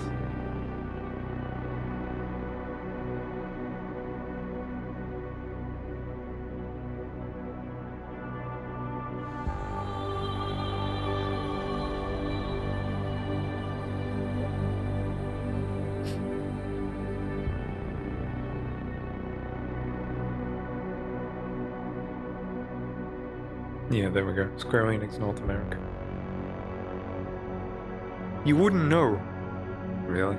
I mean, I don't know because I don't play a lot of Square Enix games. Because they make 90% JRPGs.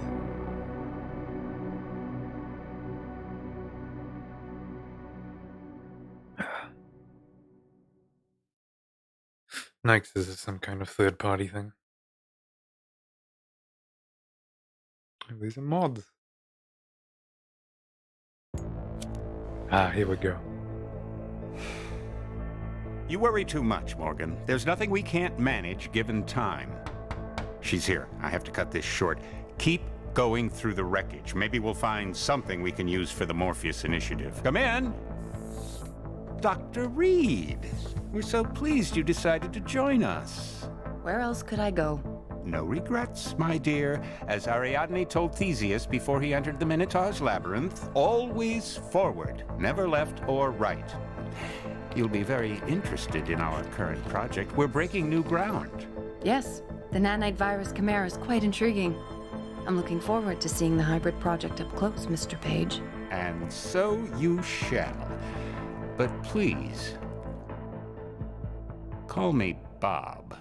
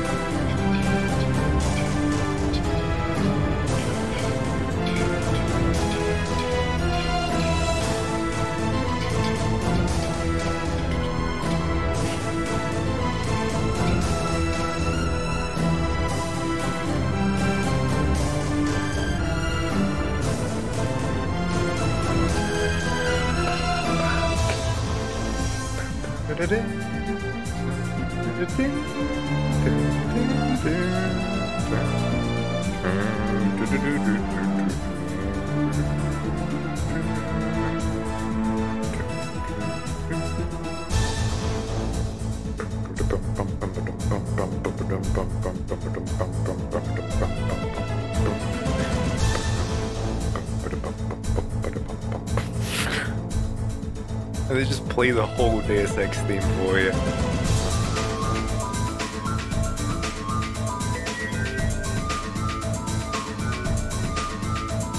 Isn't this the most fucking 2000s game you've ever heard?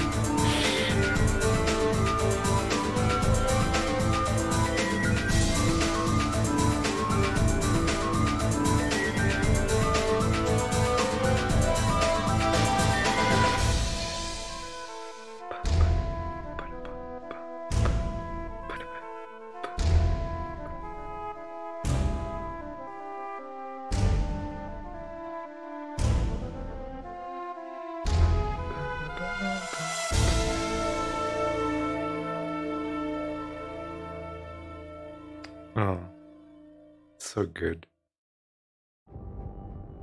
And there it is. The end. We didn't get pacifist. I'm so mad. So fucking.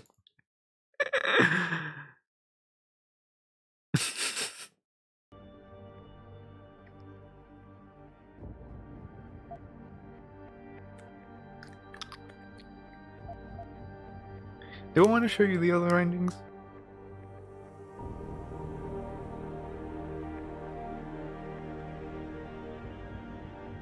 No, I don't think I will. I could. Look at this high resolution, high bitrate footage. I knew that IDOS has a very rich IP portfolio. I mean, their projects are just great. Their IPs are very rich. But Deus Ex 3, as the first launch title for our studio, is incredible. Because you were specifically made to create it. If you want a great studio, you need great game. So, and to have a great team, you need a great game. So it's a whole, you know. So that's the decision we took at the beginning, you know. We want a strong studio, so we need strong franchise and we need strong people to work on them. So it's a huge challenge, but it's no choice. You need that.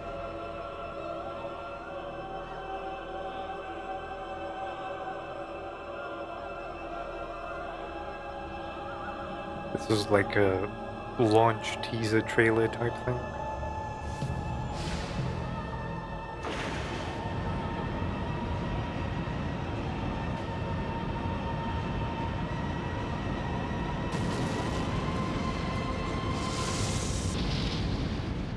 I think I wouldn't have David Emphazy as a producer if it wasn't for Deus Ex 3.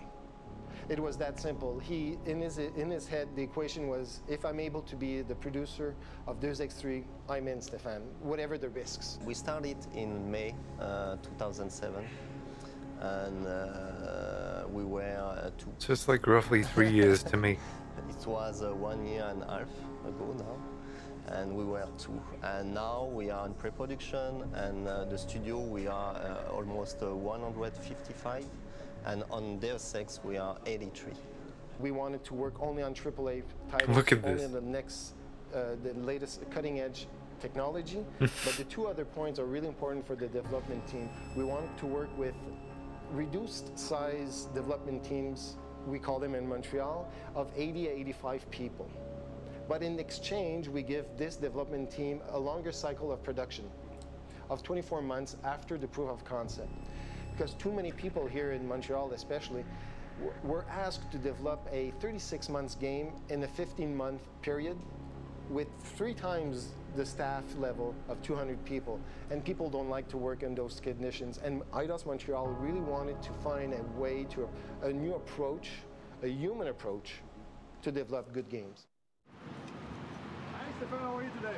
Very good, thanks. It's a big day for you today. Very big day, indeed. Deus Ex is going in front of the Green Light Committee for its vertical slice meeting, so it's very important. Well, recently IDOS installed a new Green Light meeting process, and every quarter we have a group that represents finance, sales, marketing, production, and the different groups. And every quarter, we review the top 2 projects in the pipeline.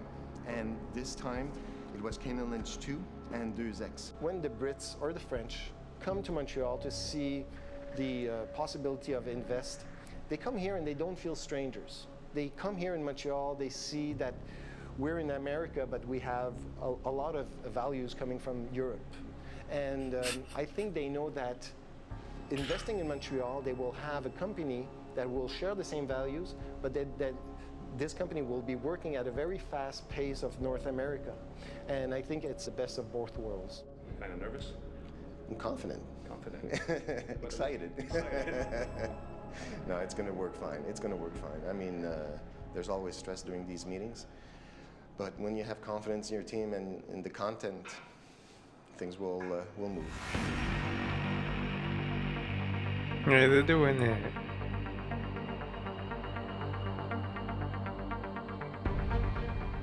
You needed to have the senior brass having this emotional bond to the game, and I think we just got that. Yeah, it was silence in the room. Everybody was looking. The music was very well integrated. All the major features were well demonstrated. There's a lot of work to be done. Lots. But now I think people really believe into the project. They know where we're going at because Deus Ex is a complicated, complex game that can reach a lot of people. And if it's well made, well crafted, well assembled, it's gonna be sky's the limit. Real pleased. The team worked like crazy, and we're really happy. The pressure is there. The expectations are so high, but what a better way to launch a studio with this type of quality project. I think once we found our team of leads, I knew that we were in very good shape. These guys were passionate. They really wanted to have the Deus Ex 3 the best in the franchise. They knew exactly what to do, what not to do, and so my comfort level was starting to rise. But again, it's a long journey. It's 2 years or more of development. You never know how it's going to turn out. But the pressure is there, the fan base, the forums, even 8 years after the initial. The first one came in 2000, by the way. PC Game of the Year, nothing less. We knew what happened in 2003 with Invisible War. We all know what to do, not to do. And I think that the fan base is so active and passionate. They're very protective of their favorite game. I think we exchange on the forums, look at those on the trailer blogs. screenshots. We are always listening to our fans. We want to do a game that will please them and that will bring new fans to the franchise. That is Which it the did, biggest challenge for surprisingly. us. If we have some pressure to create Deus Ex 3, yeah. Yeah, big time. But at the same time, it's a good pressure because we know that there's something to do there, a lot of things to explore and everything. And it's a great franchise to start with, so I'm really enthusiastic about that. But I know we must not fuck it up. It's a huge challenge, but it's pretty exciting, and we're on the right I track. said this So, way we do. it's a good pressure. The third game is going to actually be a prequel to the original game. So it's going to happen about 20 years earlier. So there's a bunch of things that have to tie in a way. We have a lot of freedom because we're dealing 20 years before the game, so we can create our own storyline, our own characters, our own universe in a way. God knows but how we old still Bob have to Page is. match and set up for the original game in the future. So there's a lot of themes that have to be apparent. There are some hints and intrigues that can suggest what's going to happen. And we try and look at it from that perspective to bring it all together. The goal really was to take what people are used to see with cyberpunk and try to give it a new spin, and that's a bit where the Renaissance comes into play. Let's give it our own flavor, let's give it our own voice. Let's get away a bit from the kind of bluish kind of sci-fi look that all those movies have, and let's try to give it something yellow, something a little warmer. And the fact that it's warmer kind of brings it closer again to this whole kind of Renaissance. Oh, this joke is never gonna humanity feeling type of thing. So the first Deus Ex, the setting was in 2050, 52 exactly. The second one was 20 years after the first one, so in 2070. And we are 20 years before the first Deus Ex, so in 2020, 27. Well, the good thing about doing the prequel is that if you haven't played the game No. before, you don't have to worry about it. You don't have to suddenly become like, oh, what's going on?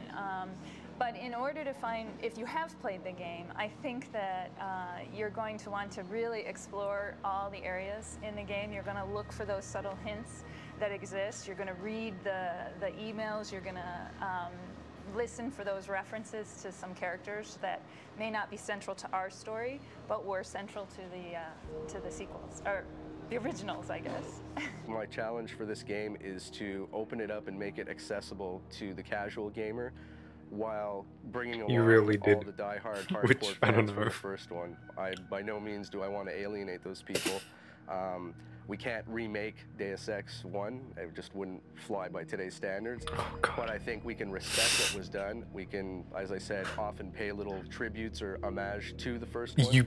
And I think every 5 minutes, I think it's more motherfucker. the spirit of the game. If we respect the spirit of the game and the way it was done, I think people will be really happy with what we did. Something that we noticed very early, like the first one, is always at night. It's constantly with a black sky and everything. And we obviously said, you know, the game is not going to be, you know, at night all the time. It doesn't really make much sense.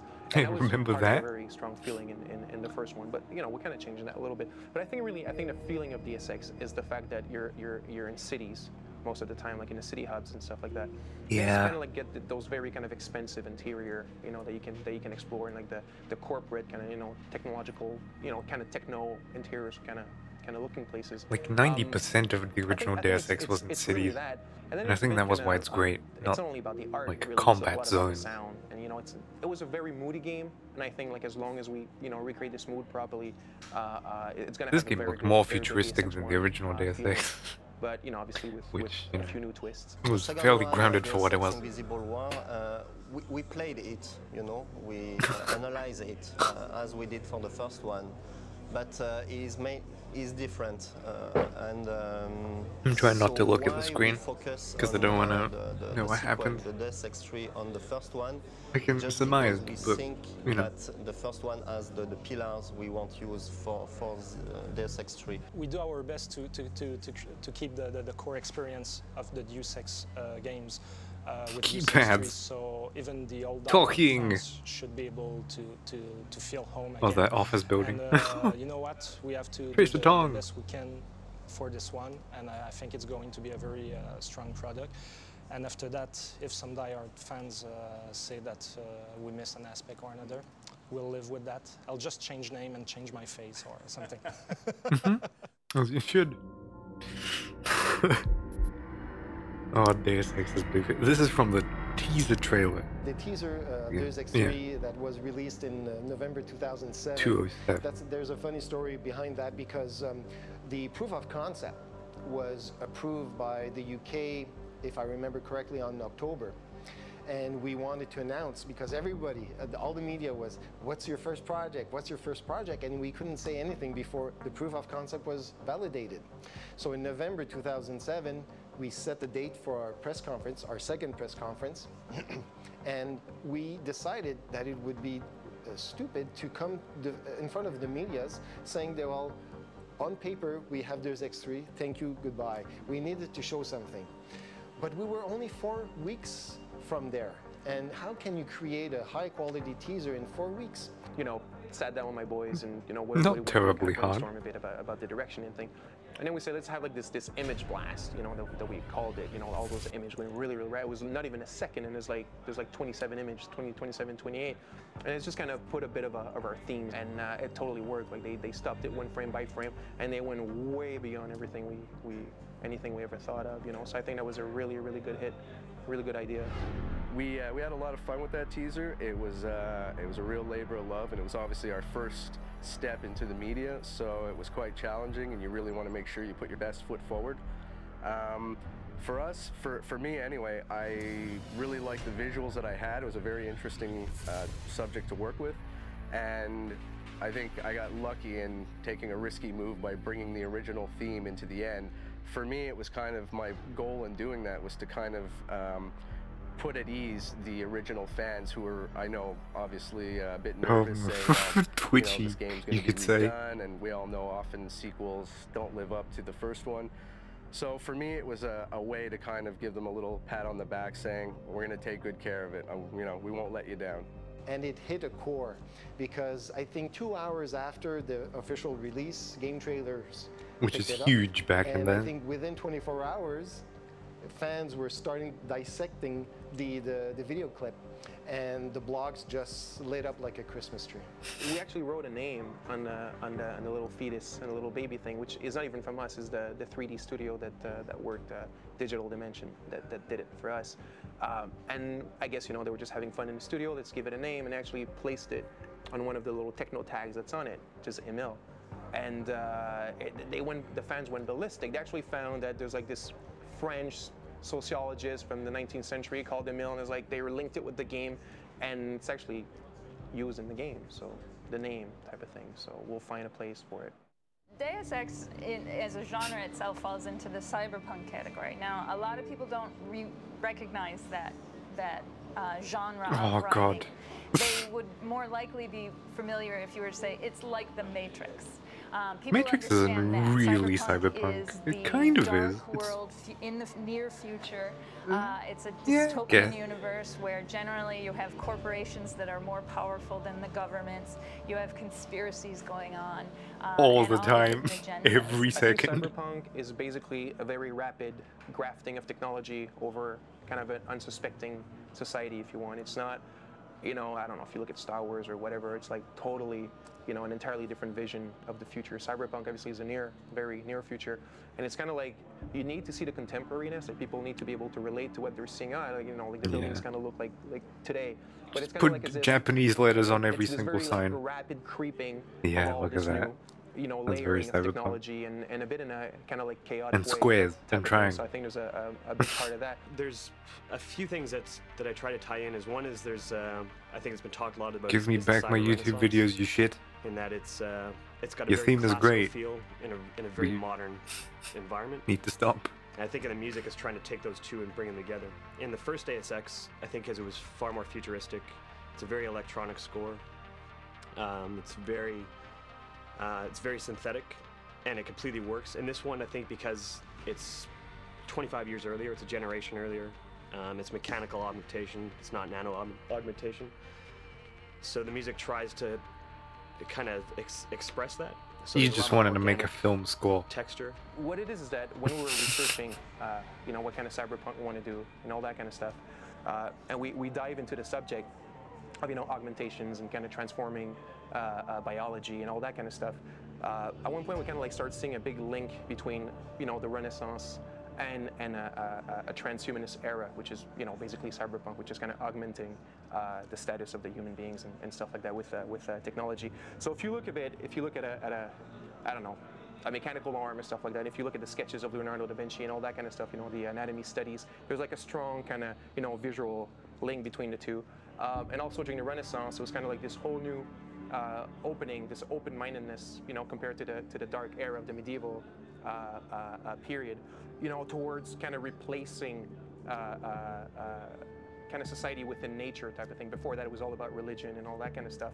And now it was more about, let's really start, you know, analyzing it and forget about all the religious taboos and that kind of stuff. And a transhumanist era is Fucking Namiya, though. It's kind of like, you know, today we still have problems with cloning, stem cell research. Well, not problems, but I mean, you know, like some people are for it, some people are against it. So it's a bit as if transhumanism, it's the same thing. It's a bit letting go of that and really letting go of those taboos and trying to take control of our own evolution. On this score, I wanted to approach it kind of how the story is that the story is very much about taking something that's organic, like the human body, and then augmenting it so it's better than it was originally. So I approach the score the same way. So any acoustic instruments I've had have to be electronically either created or manipulated. So most of the score is as virtual as possible. We're trying to do it so that every single instrument is done by me alone and virtually. So it was a weird approach, but I think it worked. At Eidos Montreal, we have a very Musicians are a weird crowd. They try to like justify the weird shit they try. My title is the narrative game designer. So It's a very in sense, creative I am field. in the game design field rather than in the writing field. I think it's very important. It's a new position in the industry, a narrative game designer. And my That looks role like a is to work fucking side Killer by side 7 with the level. game designers to I ensure want to play that as version. I'm developing the storyline, it's suiting the needs of the game. Oh, they're hiding the controller. Familiar with what are the 'Cause pillars it's of a the gameplay brand. that we're going for, what is the game experience that the game designers are trying to create, and I'm able to take that and create a story that works with it. One of the challenges of working in video games for a story writer is a story is a very linear experience, and you're And very Deus much Ex is used to not. building an experience that you are in total control of. You are didn't really guiding do the a good job of the that. I'm viewer sorry, girl. to feel what you want them to feel, etc. In a game, it's not a linear experience. The joy of a game is the freedom the player has to do whatever he wants, to be as unpredictable as he wants. And he might not want to follow your story. So like even one a of the sentence is challenges, enough, there's you know. always that struggle between the game design and the Just as long as it's design, there. because the story may need you to experience this key event at this key moment, but you have no control whether the player will be there or not. My job working with the game designers is to really find out where they expect and what they're building for this, and find ways that the story can support it or go in different directions. The player can play the game in various ways. He can mainly choose the combat approach, where it's all about using your guns, your offensive augmentation. You can also It's very close to how it looks. The radar's a bit different. Stealth mode. Also, you have augmentations that you can choose that will help you into being a better Ooh, stealth this agent. menu looks different. We have I hacking would have as well, liked that it if it allows looked you like to this. create new paths and unlock new alternatives, and also you'll have augmentations that will Hacking support is that as similar, well. it's just And the for console social, you'll interface. be able to interact with various cast of characters that you'll be able to try to convince them to do something. Oh, you're from for Detroit you, or something? information. And again, we'll fuel some augmentations that will allow Oh, you that to looks be different. better at convincing them. So those are It's not yellow, the it's four kind of the same important shape. pillars. And what is really key to that is that we want the players to be able to play the game the way they want, and they can go back and forth through all those possibilities and tailor the experience to the way they feel it. Mesdames et messieurs, bon matin. Si, on s'est pratiqué hier là. Today it's a very important day for the production of the game Deus Ex 3. This is the Alpha Milestone. The Alpha Milestone, it's about 15 months of work for the team. And the Alpha Milestone, it's simply that we will be able to play the Jobs View. so I we'll be know. able to play from the Oh, beginning this to guy. the end The of guy with the game, maps. You need to kill him. which is very Shoot important him. milestone for us. End him. Because from this okay. from today, we'll have 8 months to balance and tweak the mechanics of the game. And it's very important for this kind of game because it's a mix of different mechanics.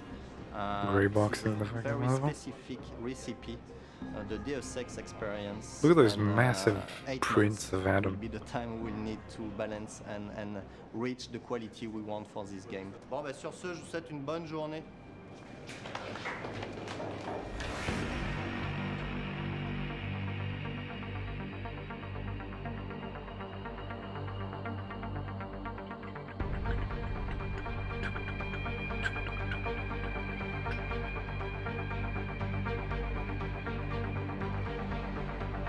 Oh, look at those storyboards. Ah.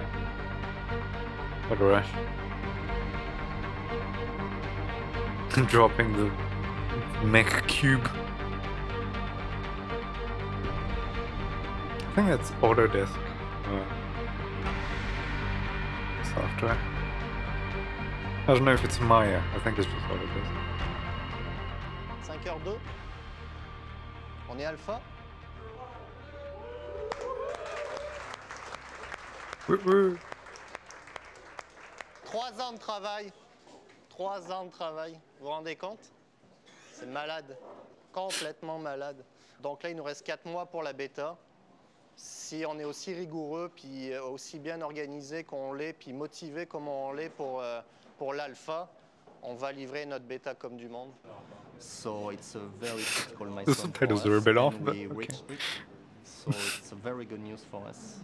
Bien fraîche, s'il vous plaît. Bien fraîche. Ouais. Voilà, ça peut pas être plus fraîche que ça. Merci, Alex. Cheers. Oh, they say Adam cheers. Jensen is the hero of the game. He's a private security specialist working at a biotech firm. Look at how different he looked. He's in his Square jaw, 30s, triangle and beard. he has a bit of a troubled past in that he was originally The a spiky member hair. of the Detroit police force. He was one of the SWAT team members. And there's an incident in his past that he was in control of a SWAT situation. He was given a direct order which he did not agree with, and because he knew that it was wrong. He did not follow that order, and instead someone else did, and as he expected, the whole situation fell apart. He ended up being blamed, and he ended up quitting that job because of the politics and everything. And that poor Mexican so org with kid. this hero who's got this background. Or was it Portuguese? He's kind I don't of needing remember. to prove himself to the world. He gets hired by this biotech company, and one of the very first things that happens to him is while he is protecting the company, a group of Black Ops soldiers attack. And so from that point on, his quest is to go forward and discover who's done this and basically look for a redemption for himself. Oh no. It was kind of different. The casting for the game was a lot of fun. We originally took it from the standpoint of the first thing we have to start with is scripts. Just audition scripts that won't actually be in the game. In the writing of these scripts, it helped us to discover the characters themselves. Once we had the audition scripts, we went in and we worked with another company, Wave Generation, to bring in a bunch of actors. And it's a lot of fun to sit in an audition system and have actor after actor come in. A lot of times you find that they're nowhere near what you want. A lot of times you find, yes, that's the exact voice. And sometimes you'll get an actor to come in and perform the character in a way that you didn't expect.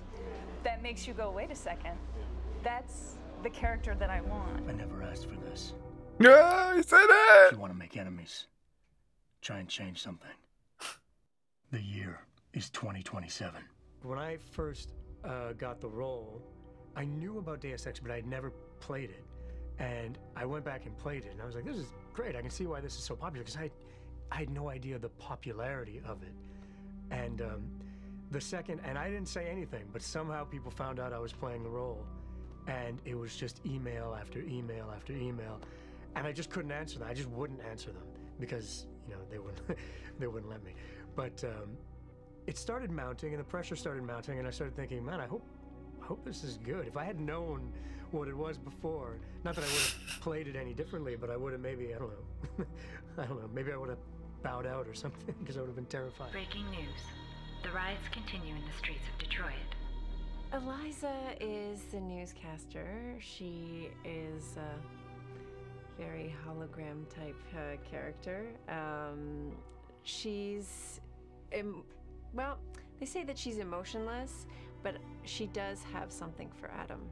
She does develop a kind of a warmth and He's a computer. for Adam. Oh, the hug of death. He is badass. I love him. He's like as far as you can go being a bad guy, but still being a good guy. You know what I mean? The choice. That's a great fucking surmise. In third person and also in first person was actually to create a better connection between the player and his Oh, that looks horrible. character. So when you only see him in first person, you create a connection actually. So with the cloak, no here, and I'm guessing seeing through walls. Typhoon, not available What we yet. wanted to achieve is actually to have the player see his own characters sometimes when he goes into cover, when he does takedowns, when he does cool stuff on the screen. We really wanted to show. You shouldn't be playing Deus Ex like this. And this helps create a better connection with who you're playing. Who is this guy that you always see? You always see his end and his gun, but now you can actually see his face, see his reactions, see how he moves in the environment. So that was why we did that. And with all his augmentation, it's really awesome to see mechanically how it's working. So in the first person, it's not the same thing. You can try to do a takedown in first person, but you will never have the feeling that you will have if you have the full body action and everything. So this is why well, it's to showcase because we have awesome modelers, so we need to showcase. We're not trying to go for photorealism. So because we're not trying to go for photorealism, it allows us to change our proportions and stuff like that. It's not a, I wouldn't say that they're caricatures.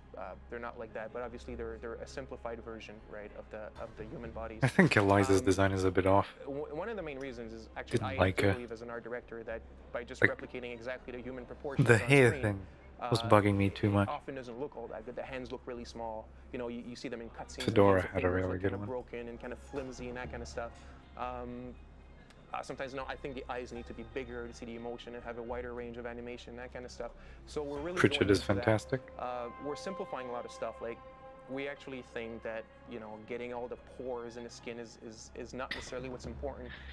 Yeah, that's a little The bit of... textures look really, really realistic, but yet the animation is still a bit, you know, like animations. I just don't like how they did females in the this game. animators are. I don't know. There's limitations, you know, and it They like there's made a them clash hot, between- it's like, oh my God, look like at this, very it looks so shapely, real, but you but know, not. it's kind of like a robot, and we're trying to eliminate that by making them Something about stylized them a little, bugs me. You know, the shoulders are bigger, the head's a little smaller, the hands are bigger. They look like comic book characters basically, but I think done right.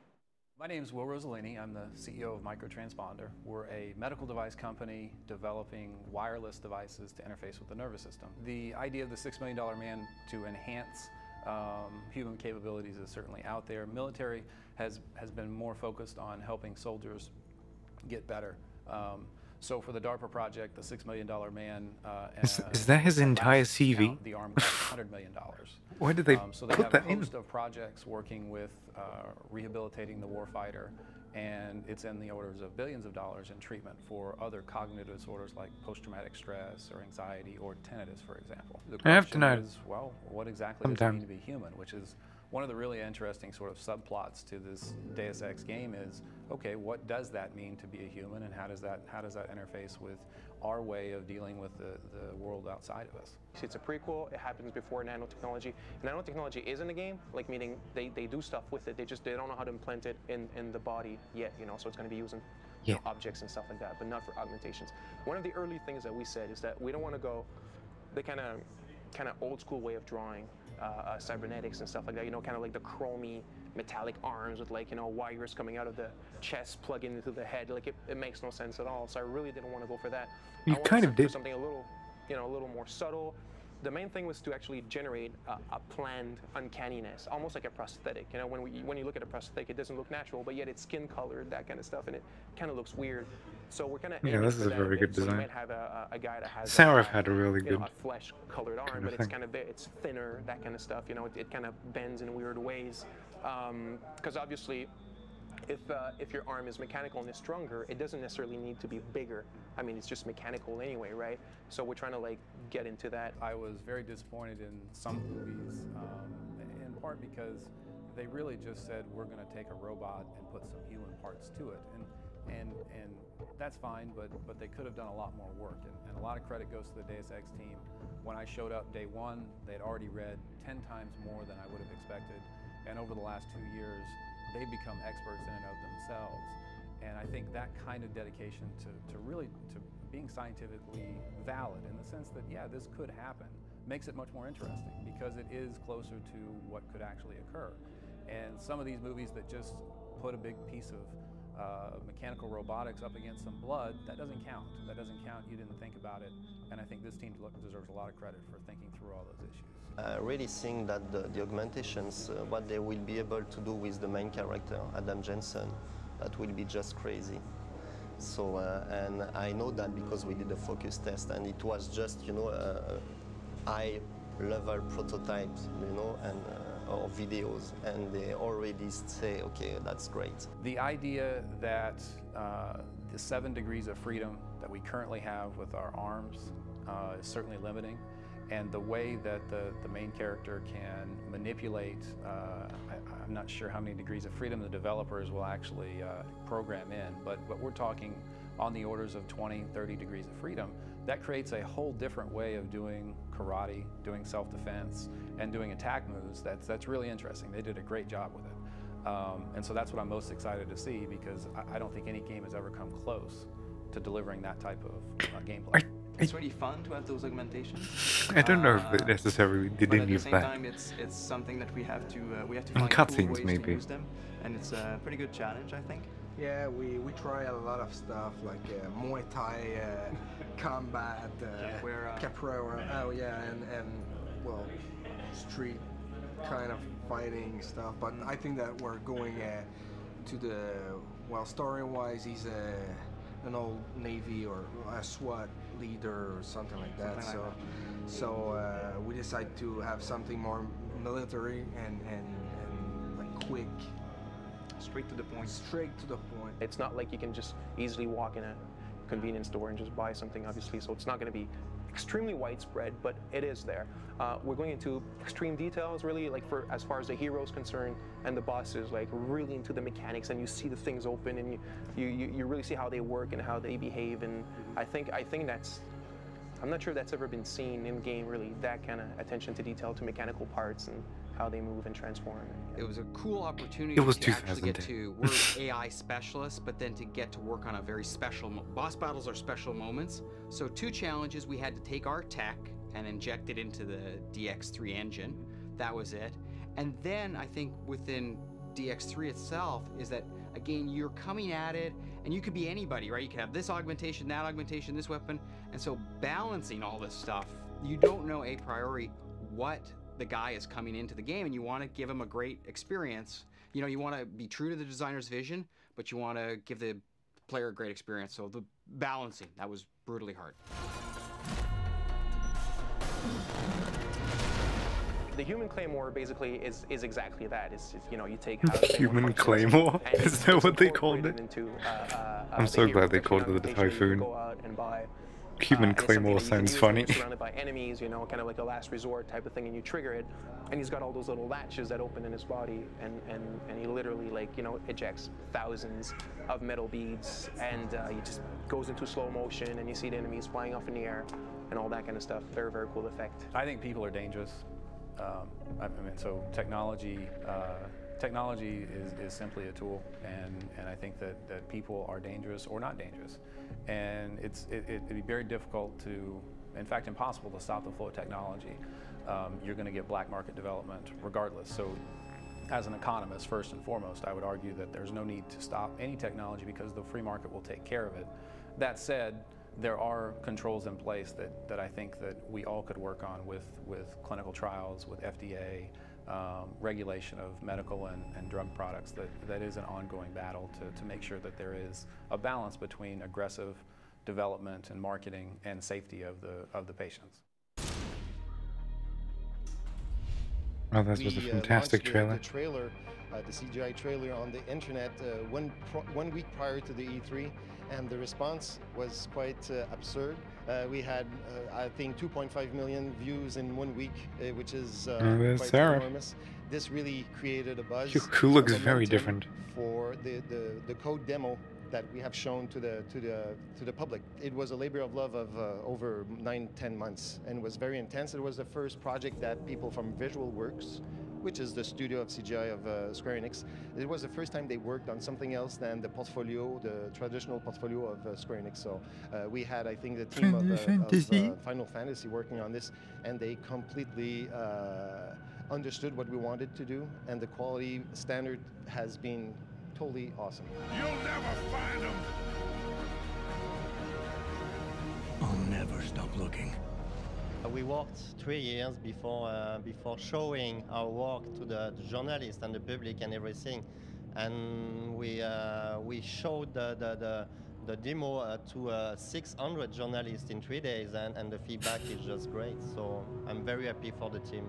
And what I'm really happy about is the full reaction of all the territories. Not only the North American media, but the European media is completely gaga. Oh, and we have also, obviously, our friends from Japan that have really looked at it very seriously, and they want to do a big launch in Japan. Is Tong so somehow related to Tracer When people Tong? come out of the demo and the trailer, they say, when Is is he the like movie an coming uncle out? or grandfather? So now we have just a game to do.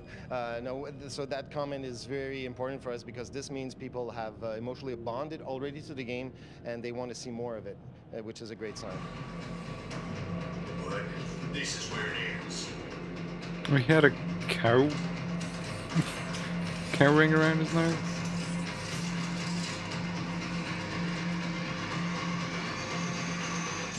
That wasn't a horrible theme. Thank you. Thank you very much. Hope you enjoyed it and enjoy the rest of the show.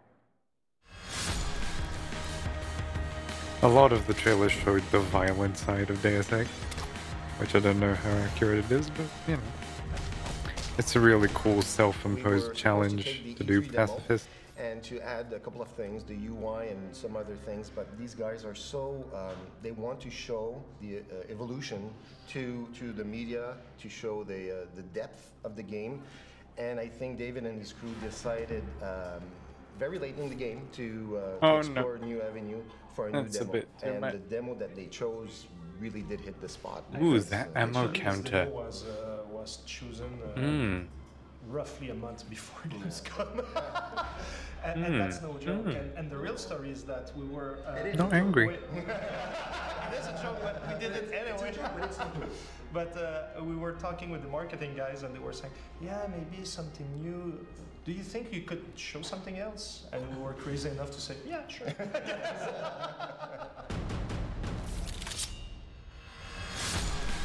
It's almost as if at E3 was like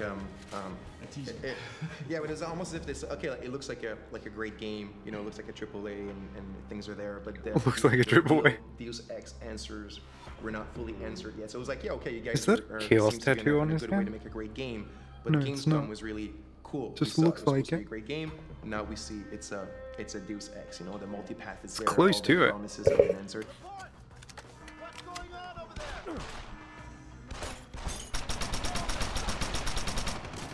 Warren Spector was at the Gamescom. He was giving a conference at the What GDC pressure. in Europe.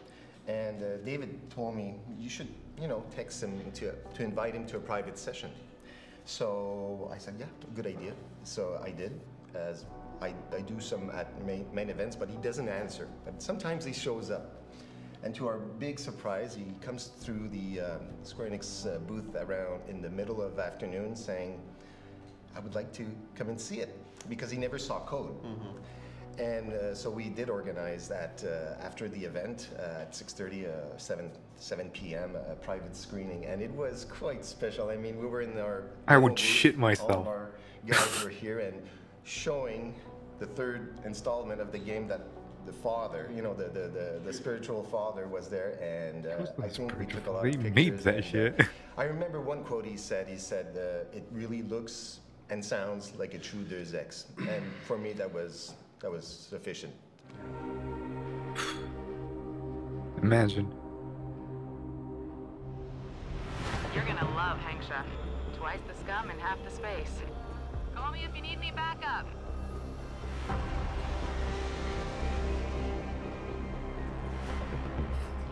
There's a nightclub in this sector called Fucking the Hive. Hangsha. If our hacker went to ground, Worst zone in the entire game. These guys, first of all, they came because they came to the new studio.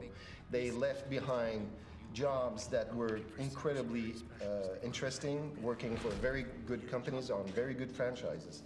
But these guys left everything. What have we done? But these guys left everything to come to a brand new studio with not even permanent offices yet.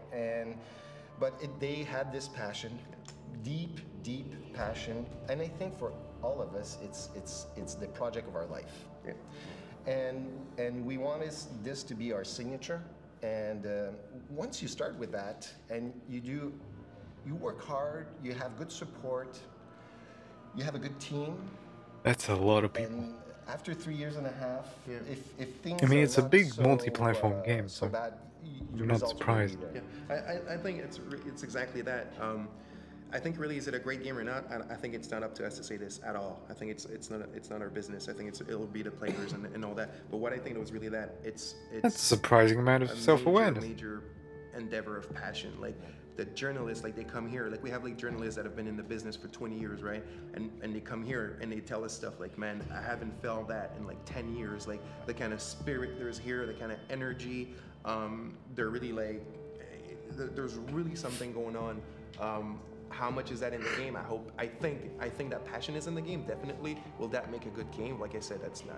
It's just a good genre, but it takes good level design. Yeah, I think it's really does. Really a work of and it needs passion fantastic and a work writing. Of I think like really smart people that like are really freaking structured, organized, and stuff like that. And yeah, that's what it's all about, and it's a great team. And you know, we've been told at the Gamescom, right? They were looking at all the pictures of all the different teams, of different dev teams, and then when they got to our picture, the journalist was like, "Man, it's like I couldn't put my finger on it at the beginning, but it's like there's something about you guys, and you realize your picture, you guys are all kind of laughing and goofing around, and I think that's what it is, really. It's a goofy game. It really is. Not like the first one. This one was basically straightforward. If you want to make enemies, try to change something.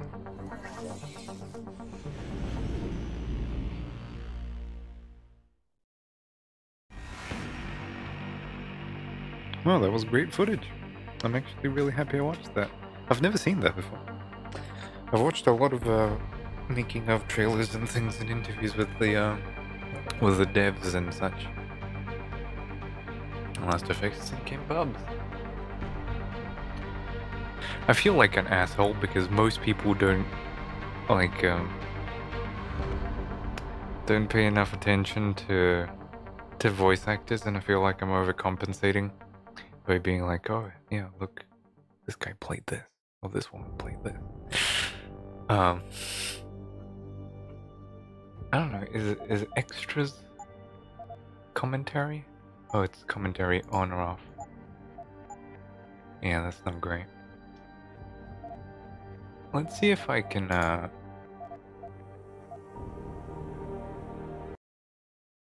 if there's a commentary node for the ending. So this is the very final room of the game, so it's very important for us to have a memorable room, something that you would that would kind of like, you know, stay in your mind after you're done playing the game. So we kind of wanted to bring back a lot of the visual themes of the game, the black and gold, the weirdness of some of the architecture and the art installation and all that.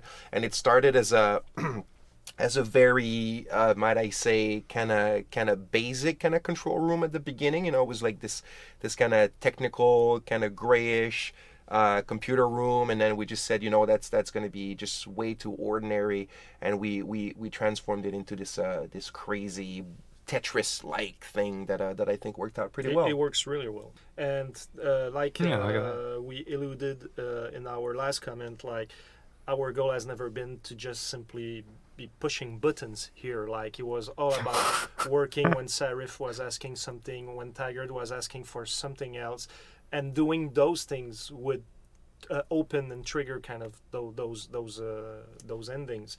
But like we said earlier, we had to cut and make things simpler. So we knew that by pushing the buttons, it would be kind of feel cheap and some players would be disappointed. But it was that or not having endings at all. So we had to make those kind of, like, I would say, necessary decisions that were not the creative ideas behind our original intention. Exactly. And also because it was very controversial at the beginning. Cutscenes, you might like them, you might not like them, but actually for us it was more to give the endings in the players' hands, in the sense that what do you really think is going to happen with your decision? Like, how do you believe that humankind is going to be able to pull that off and everything? And the cutscenes themselves are there to illustrate the pattern of human beings, like what they did in the past, what they're doing today, and where do you think they're going, and if it fits with what you envisioned for. And it's kind of there to show you that, you know, science fiction is always commenting on reality in a safe place. Exactly. But it's actually reflecting reality, and we wanted at this point with these ending cutscenes to say, hey, all this time you've been playing a game, but the issues are very real, and look, it's in our own history. And that's exactly why we chose to go with live footage, because it's almost as if you can see a bit the game as almost as a dream, like in the sense that it's a stylized version of reality, yet dealing with very real themes, like you're saying, Mary. But then at the end, we thought about it. Do we go with CGI? Do we, you know? And then we said, hey, how about we go with real life footage? Because now we're showing you the results of what you experience in the game, but what it does in real life. So let's go with live footage. And I know some people weren't too keen on that once the game came out, but this is something that I'm adamant about, that I really think was the right choice. Exactly. I'm really happy with it. Yeah, because to me too, it was like, those endings are going to be, you love them or you hate them. Yeah, and I'm fine with that. But they won't leave you indifferent. Yeah. And that was our goal. So those endings are very polarizing, and I think in the end it achieved what we wanted. But I want to add one more thing, like as you'll watch them probably in a couple of seconds, the original footage, we had more shocking imagery that was included, and for some reasons, editorial reasons, we had to rearrange them to make them, I would say, more politically correct. And I'm happy. Like, I wasn't happy when I had to do that, Fucking censored. but I was happy how we managed to maintain the heart of the essence of the message. We didn't compromise on that. So, hope you enjoyed this commentary. It's probably the last comment you will hear, or like not because if you go in the room on the other side, there's another comment. So that's true. Regardless, Enjoy like, it. hope you enjoyed it, and you had fun to learn about a little bit more about Deus Ex Human Revolution. So peace. See you. That's fun. I hate it. Let's see if they have anything to say about my ending. Here on this corridor, this is where you can go for the player choice, where you just try to sync the Panchea facility. Like we said in an earlier comment, like in the outro of the Iron Project cutscenes, where you see Jensen being thrown to the wall, it was our way to make sure that Jensen would be injured and like still alive, but really struggling, because our original intention was to have the player play Jensen like crawling on wounded and on the floor and getting to there, and as he would go to there, if the other characters like Sarif, Taggart, and Darrow would be alive, they would go in the info link and go like, Jensen, what are you doing? Like, no, don't do this. And also Eliza as an hologram was supposed to walk with you and accompany you through that choice, and the goal was to make it so that deciding to put an end to all of this, and maybe alluding to will Jensen survive this as well or not, was something that was super important. It's a big decision, and we wanted to make it last and have this feeling at the other people trying to pull you in the other direction to make that choice even more weighty, more substantial, etc. But in the end, all good intentions. Yeah, and it would have been amazing to see Jensen, to see the camera struggling so much, like feeling that he struggles, and seeing Eliza like all kind of calm walking. It would have been a really nice contrast. Yeah. But, maybe they'll get it right in the movie. So again, like if that is the last comment you listen to, hope you enjoyed this commentary. Thank you for listening to us chat. See you soon. And I'll go watch the movie. Glonk.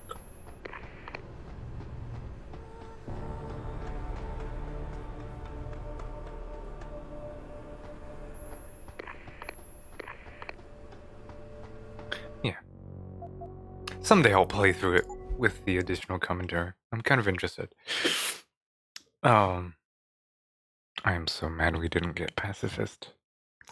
I am so infinitely mad. You have no concept.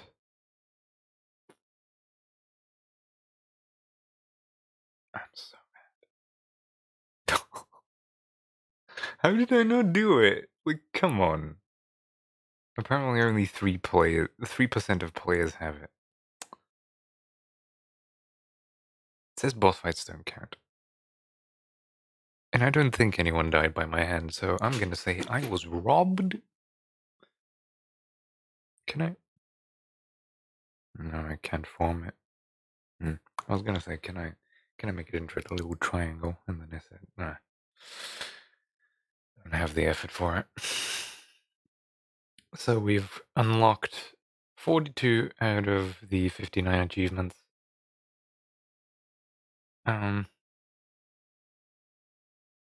have like 12 more or something that I am not able to show you or go for. One of them involved killing that investigator that was looking into Adam's childhood life with morphine. basically giving him the lethal dose. And, yeah. I don't know what happened to him. Like, we gave him enough, and then I think we said that. I think we called Pritchard to send an ambulance, if I'm not mistaken. I hope so. Never really thought about it. But yeah. Let's see what we kind of missed.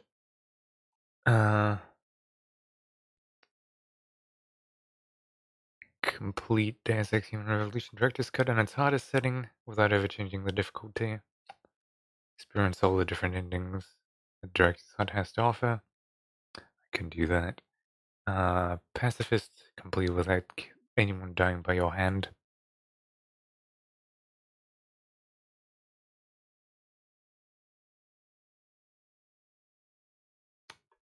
I think I earned it. I genuinely do. It's one of those accidental deaths that you don't notice. I don't even know how it's possible or not. Complete Deus Ex Human Revolution Director's Cut without setting off any alarms. Now that one. That's a big one. And it's called The Foxiest of Hounds, which is, of course, a reference to Foxhound. Read all 29 EXP books with a single playthrough. So I think there's a special, like, orange-ish, like, ebooks that you can read. Factory Zero, which is one of the most difficult achievements, is beating the missing link without killing anyone, firing any weapons, or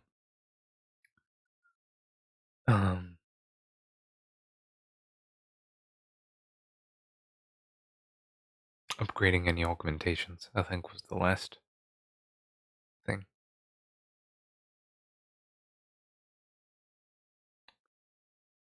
And then I have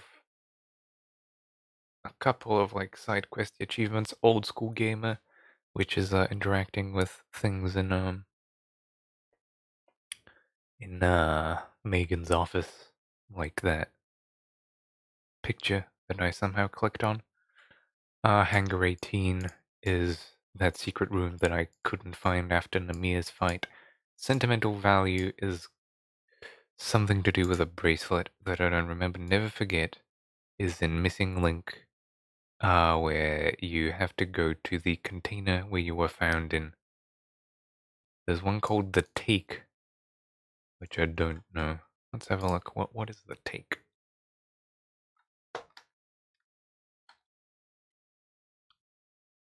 The Take is a secret achievement.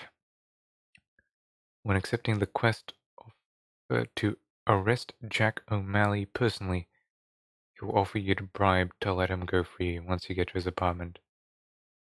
Take it and go back just outside of the apartment block. Tell Jennifer Alexander they will be waiting there, that O'Malley wasn't in his apartment. Okay, so it's taking the money in Cloak and Dagger, which is one of the early missions. I just knocked him out. So I guess it makes sense.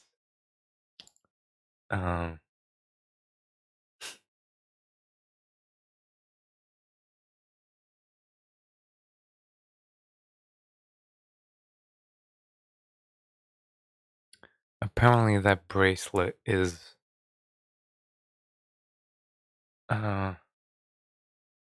found in the storage locker with the evidence about Megan Reed.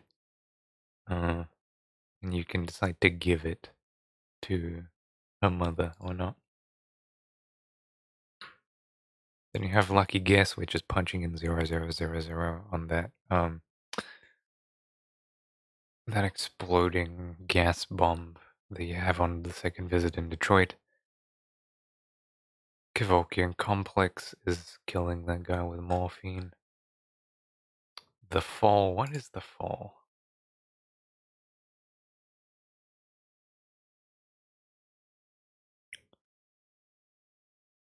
Not in business by knocking Diamond Chan unconscious and then dropping the body off his roof. Okay, so that was killing the guy. Which I didn't do, of course. Good Soul is saving Malik, which we didn't do. The throwdown. What was the throwdown? It's in Detroit. To complete, you must engage Build Taggart first in the conversation speaking hall and not in the backstage dressing room, then persuade him to tell the truth. We didn't actually talk to him. We found out about him via his computer, which is why we didn't get it. We have the last straw, which is locating Sandoval in Detroit during the anti-augmentation riots, and then talking him out of killing himself with the revolver, successfully persuading him to not kill himself grants this achievement.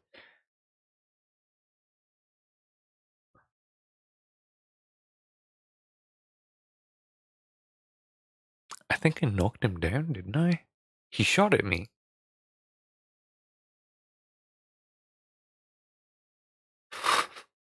And I just bashed his head in. So we never really got to get a conversation with him. And I basically have everything else in this game. So yeah. Pretty good. Pretty good. I'm really mad about Pacifist. I think I'm gonna cheat it in just because I deserve it. Like, I don't think that there's any point at which I killed anyone except a boss. Not intentional. And it has to be by my hand, you know? And I disabled all of the bots I saw. I very precautiously used explosives. Unless at some point a mine exploded and it killed someone. To which I don't know what to say. I don't know. There's not any vultures that could eat corpses and put me on the river fucking Styx.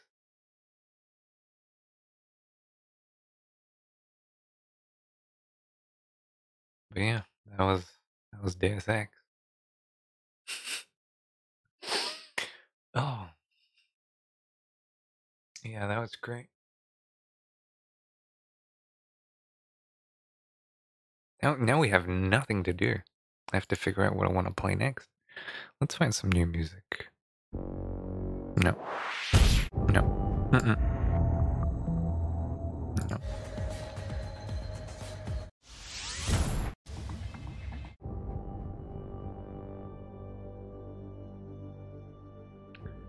Back alley, city police, ambient, city police combat. No. Let's leave it at that. Yeah, I haven't listened to this. It's Conversation Wayne. Which is apparently one of the first things they ever did in this game. I'd say, you know, with the exclusion of looking into the missing link secret thing, which is incredibly annoying, as I will continue to say forever, spawning quest significant objects as they become relevant is like the worst thing you can do in an immersive sim. Like, I would love to have found it by accident, not know what it is, and then eventually be like, oh my god. But no, it has to spawn in.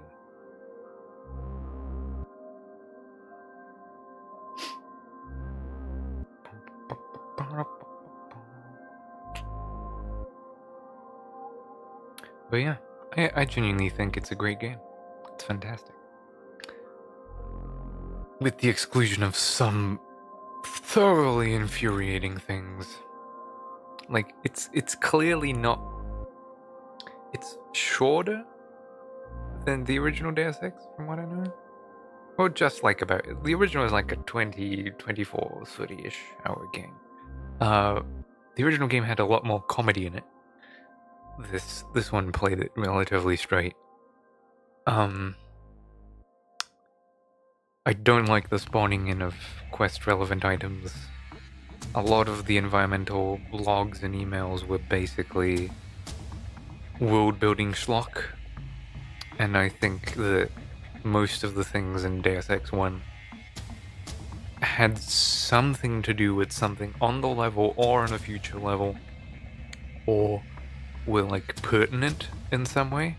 They weren't just like drab conversation, and I don't necessarily feel bad for skipping a lot of the emails in this game. I'm just not terribly interested in office quarrels and like, oh, what are we gonna do about my dog? You know, I was interested in stuff about Adam, Megan, Seraph, Pritchard, you know, that kind of thing. And those ones, I think I read most of them. Yeah. Maybe if it wasn't streaming, I would have taken the time, but I would have given this game many, many more hours. So who knows? Don't know what to do now. Let's have a look at Invisible Wall. Eh? I don't know if it's on Steam. I think it is. Deus Ex Invisible Wall for $7. I'm just gonna add it to my wish list. And, yeah. My Deus Ex collection complete for $22. I can get Invisible Wall, The Fall, and Mankind Divided Season Pass. What does the Season Pass give me? A new story DLC, System Rift, and a Criminal Past. The Assault and Tactical Packs. Various weapons and items, 4 Praxis kits, 5,000 credits, 1,000 weapon parts, 5 booster packs, 20 chipsets for Mankind Divided Breach. This DLC includes some consumable items that will permanently disappear from your inventory once used, including ammo, darts, grenades, and Praxis kits and credits, and will not be available in subsequent playthroughs or other saved games. Consumable DLC.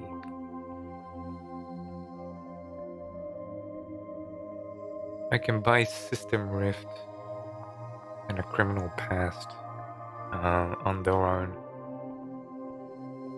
for 22-ish, 23-ish bucks. What a pathetic fucking thing.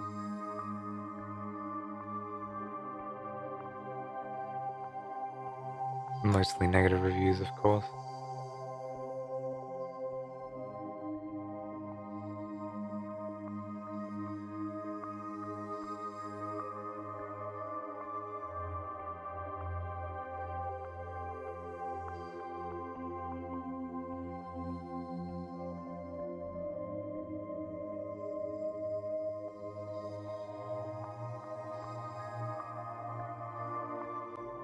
Okay.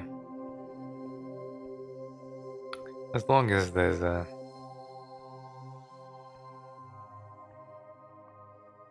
way to get them separate, I don't think I give a shit. Okay, I think we're done here for tonight. Yeah. It's kind of a short cast, 3 hours. I mean, it's not really.